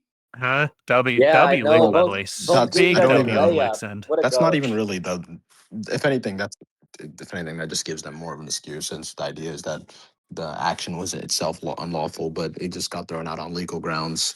But I mean, it was good explaining that. Yeah, I but would have preferred the if someone brought up the fact that, like, in the decision she writes, she literally talks about how, like, multiple errors were found in the initial judgments that ruled that they were First Amendment violations. wait, who does? Yeah, in the decision, Amy Coney Barrett basically writes that the Okay. district court and the Fifth Circuit, when they decided there was a First Amendment violation, just made like numerous factual errors, which is pretty rare considering that higher courts typically defer to lower courts on Yeah. their findings. She is my conservative queen. She's my real conservative queen. Super based. She's not going to be whenever she outlaws mail-in ballots in It's bro, a few I months. swear to God, so help me God, bro. So help me God. So I'm just gonna like reject that. She's not gonna do it. Trust. She won't. She won't. Yeah, She wouldn't do that. I'm happy for my first time on a Link panel. Where did was pretty Scratch good. go? What happened to Scratch when he Bro, got? he got stuck in traffic on his way home, and Bro, was you gonna be can't like trust half an Scratch for hour anything. late. I'm sorry. Dude, I know. real. That's tragic though. You should have noticed what was gonna happen when he was running like Israel Lives a day before. Like, Yeah, bro. Yeah, Netanyahu, bro. Netanyahu got him. Dude, that shit was difficult, bro. I'm not gonna lie. I don't know if this is a You did good though. controversial. You did great. Yeah, I agree. I don't know if this is controversial. I do think Scratch would have done better than Reynolds on the DEI stuff because I'm pretty sure Scratch has done research on DEI to debate like Matt Nuclear or something. But oh well. But yeah, you can't ask for too much for last minute stand-in. Yeah, true. No, the Reynolds did really good. yeah, it's funny because it went from Scratch being the guy to Renault coming in. Then Scratch said, "Never mind, I got it." Then Scratch genuinely did fall out, and then Renault had to come in again. Yeah. Yeah. Dude, what's funny I is wish Scratch had. Reynolds was like, Scratch, if you want me to sub in, like, let me know by like Tuesday. Don't let me know the day before. And we notified Reynolds about 2 minutes before Scratch was going to go on. Uh-huh. Literally, way, like, Scratch minutes, is a Broadway show right now. In case But I don't think you needed another reason to hate him. Oh, I messaged Rinnycast as Wick was putting us onto the panel. It was me, Ryan, and the other guy up there, and that's when I was like fucking messaging Rinnycast telling him to come. Holy W last minute sub in. What a huge W. Legit, literal, like last minute cracking in, being like, "Hey, yeah, I'm here." Reynolds would never let another coalition member down, bro. What a massive W. I know. Dang, I was king looking shit. for. Look, Okay. I was looking forward to Scratch being on there too. I was too. I want the boy Scratch to get some time in the limelight, but I know. now who had it in for him, bro? Unfortunately. Yeah, Scratch would have cooked Netanyahu on that DEI fucking bullshit. screwed him over, man. Scratch always cooks on that DEI bullshit. I wish he could have been there. Oh, I'm getting FOMO right now for Scratch. Big L, big L. I know. This nigga Scratch, bro, he's scheduled a debate. He's watching a Broadway show right now. I know. That's What is up with that's this why. fucking guy? If anyone needed more reason to hate Scratch, his ass is watching a Broadway show right now. Yeah, bro, he's doing the That's important things. Good. This is a Scratch L right now. Not just a Scratch L, but a certified Scratch L. True. Yeah. No, he's doing the important things. I would rather watch a Broadway show than debate two MAGA lawyer judge. True. Antoine, do you think that Reynolds has like his notifications showing on his YouTube channel, like on his YouTube? I don't think so. Even I don't think he has them turned. Like it'd be ridiculous if Renault had his notifications for the coalition. There's a lot of messages that go on. I believe they aren't. No, not unless you. Yeah, non-fun has insider info on this. Do I? I mean, of course I do. Yeah, obviously. See, from the non-fun himself, by the way. Wait, is non-fun even in the coalition? The non-fun 420. Non-fun is in the coalition. Am I in the coalition? What kind Yeah, of his one contribution was the vote on that Christie Note thing, which was. Are you in the Discord server? I don't. Oh yeah, that's right. So W, let's go. True, actually. So how long do I have until I'm kicked for not writing an Obsidian article? 0. Yeah, a lot of Look, people I have haven't. that. Look. I haven't written an Obsidian article. That's Yeah, also I because I haven't. don't feel like my notes are that great. Yeah, I haven't written. I haven't written an Obsidian article either. Mostly because my notes are not political. My notes are about my school. I was just thinking about that Sean guy. He barely spoke at all. I noticed he stopped speaking as much after he mentioned like the Trump is a retard. He makes mistakes sometimes, and I was like, well, like, these things are just mistakes. And then he didn't really say much. That's true. No, you gagged him on that one, buddy. He. Dude, you should have That's just what I noticed. closing Too. He didn't statement should say. have just been flexing. Yeah, he didn't say shit the entire time. No, he didn't talk Yeah. very much. It was mostly just Mullally and y'all. Yeah, I think he was nervous too. Mullally. Yeah, well, he said I actually talked to him for like 30 seconds after the panel ended with just him and Wick, and we were both saying how this is like our first time on like a Wick panel, and like we were both nervous or whatever. Yeah. Oh, that makes sense. Makes sense. Big W though for being more outspoken. Yeah, I think you talked more than you give yourself credit for, and you did better than you give yourself credit for. True.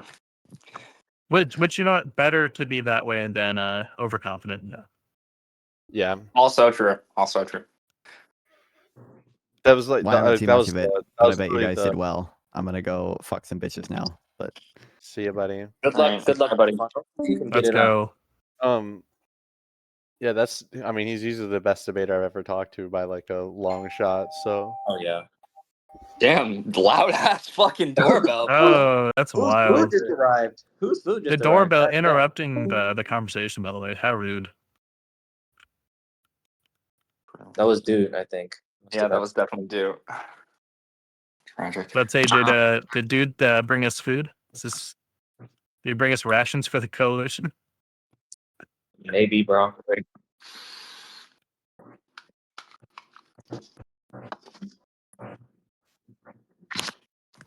Bro brought snackies. Bro, I can't believe the time fucking annoying poutine called me out for putting Axe body spray on from the sound of the bottle. Thank you. Thank you. Based of him to call you out. I'm sorry. Fuck you. Let's not pretend like we're allies, buddy. Okay, let's calm Axe down. body spray is subjectively like is crazy. It's objectively bad. Nobody gets to say anything. I have a fucking multi-$1,000 cologne collection. Okay, that's worse. You You have a multi-$1,000 cologne collection and you don't use it. You just use Axe and you fucking smell. No, well, actually, the thousands of dollars he has in his cologne collection is actually just like all the scents of Axe from the last like 25 years. I just have a lot of bottles of Piled Axe body spray. It's like a lot. Yeah. Dude, So you have like a bunch of Axe? Yeah, I shower.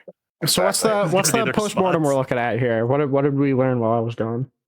Rhetoric, here's what I'm thinking about right now. I was like, I guess I can't expect myself. I can't expect myself to like go on a panel for like the first time like that and like decimate like someone like Ryan Mullally. So I think I did okay. I think you did good. I just don't get the nerves thing, bro. Like, geez, bro. Like, just you will. You've only ever been on TikTok panels, little bro. Really? I just have the aura. It's different. Hop on Wick. Maybe you'll feel it, bro. Maybe. Bro, because what you felt on realness, Toyin, what you felt on the realness last like the other night was like Wick. That's like Wick is like that times 10, bro. Yeah, I bet what exactly is the pressure you're getting? What exactly is the pressure you're getting? Just like the stage and like who I'm talking to. Yeah, and I will say there are also like 900 viewers. Mullally has less followers than Rinnycast. He's not even as famous as Rinnycast, technically. Well, Mullally, he's like Rinnycast's little bro. Mullally's more well known, and I think he also streams on Twitch, and I don't. So that's also part of it. He's also a fucking lawyer. He's I'd be horrified to talk to him. Bro, he is a lawyer. That is. Yeah. I've learned. Listen, I got the perfect lawyer experience. I won on the Melina thing, I think. Yeah. I got the perfect lawyer experience because my first MAGA lawyer that I talked to, or the first two, was that one retard on TikTok. What's his name? Joey. Taco. Oh, I know you're talking about the dude Joey. who was on Taco, whatever the fuck his name is. Taco? No. Taco, yeah. Taco. I'm talking about Joey, the Unitary Executive guy. Oh. No, fuck him, Joey. him, Joey and is absolutely him and so stupid. Pentuple were the first two like MAGA lawyers I talked to. Wait, Pentuple's a lawyer? I didn't know that. Allegedly. Allegedly. Oh, allegedly. He says he's a lawyer. I'm inclined to trust him. Just like he allegedly had a fiance. No, I'm kidding. Yeah, there's a lot of bullshit about that. Regardless, because I don't give a fuck about his JC marital fucking hated status. Pentuple. JC hates that guy. I'm not the biggest fan of Pentuple. He also but has me blocked on Twitch, so I can. He has me. I'll take pot shots at him. He just like randomly flipped. Like we were like half chill at one point. He said like I was like one of the good ones to him. And then like I had one argument with Tyler, the average debate enjoyer guy on Twitter, and Pentuple just fucking flipped out on me for no goddamn reason. It was really strange. Yeah, he's unstable. That's why. I can tell. Look, but regardless, the lawyer title holds less prestige now to me after And that also, being my keep in introduction. mind, Rudy Giuliani is also a lawyer. Okay, a highly accredited You know lawyer. what else? You know what kind of was. What's kind of nice about talking to lawyers as well is that when you're talking to somebody like Mullally, I don't know anything about the other guy, so this only really applies to Mullally. But in terms of talking to Mullally, nice things about lawyers is that they're not going to fight you on retarded stuff. It was so nice bringing up Molina and then you bringing up like the warrantless arrest thing, saying that it needs probable cause, and him being like, oh yeah, obviously. You know, that was so nice because we didn't have to go through like 2.5 hours of fucking rigmarole for that to be established. And it led to a worse point that district courts can be wrong, but then he did not substantiate. I mean, that is technically true. Yeah. But he's like, just because like they can be wrong doesn't mean like they are. Yeah. He said I a crazy headline or whatever. Also, bro, I'm just saying, Scratch may be fucked in terms of Wick, bro, because his first two experiences were him showing up and doing that fucking bullshit on the Destiny panel, and then him scheduling a panel and no showing it, bro. He is so fucked. Yeah. Dude, I'm so upset about it too, because I really want to see Scratch tonight, and I really want Scratch to succeed, bro. Because Scratch is a really good debater. I want to see Scratch succeed too. I need my coalition members to be. Scratch, honestly, he's told Wick that he wasn't coming after we were all already on panel, bro. I know. That's not a good look, dude. But look, Rick is a cool guy. Wick is a cool guy, and he likes liberals. So that's true. Yeah, it's not impossible to win your favor back to him, but yeah. And him having the relevant bridge is helpful as well because you can pull some strings. But did you say the irrelevant? Irrelevant. Mm-hmm. Yeah, Scratch and Irrelevant I think are not close, but like my guess is that it's probably a similar tie that I technically have to Pisco. Oh, to Pisco. Oh, something funny too. I don't know if I'm allowed to say this, but Josiah just randomly DM'd me in the middle of that debate. Josiah? With advice. Who the fuck is Josiah? I don't know who that is. He's the one dude who was on Live and Learn. He was the dude who was debating with Destiny last night. Alongside Destiny last night. I wasn't there. He's big creator. And he said we were doing great, Lucas, if that helps. He said we were both doing great. On the immigration section. So let's go. No, I think we have a lot of bridges right now. Okay, we have the Akara's bridge to Adam Khan. Because I know, yeah. He's a pretty big creator. We got Corbin to all the UFA people. Yeah, Akara looks a pretty big creator. Yeah, true. Dude, I chilled for Adam for like 3 hours that night, bro. Yeah, that was fire. That was fire. Okay, we're not having stream conversations right now, so I'm gonna end stream. Okay. Thanks for watching. I don't know how many people are still watching, but to the people who are watching, subscribe, follow, daily uploads, debates, stuff. Awesome, beautiful. Love you. Thank you. I love you, Rinny. Speaking of which, speaking of YouTube,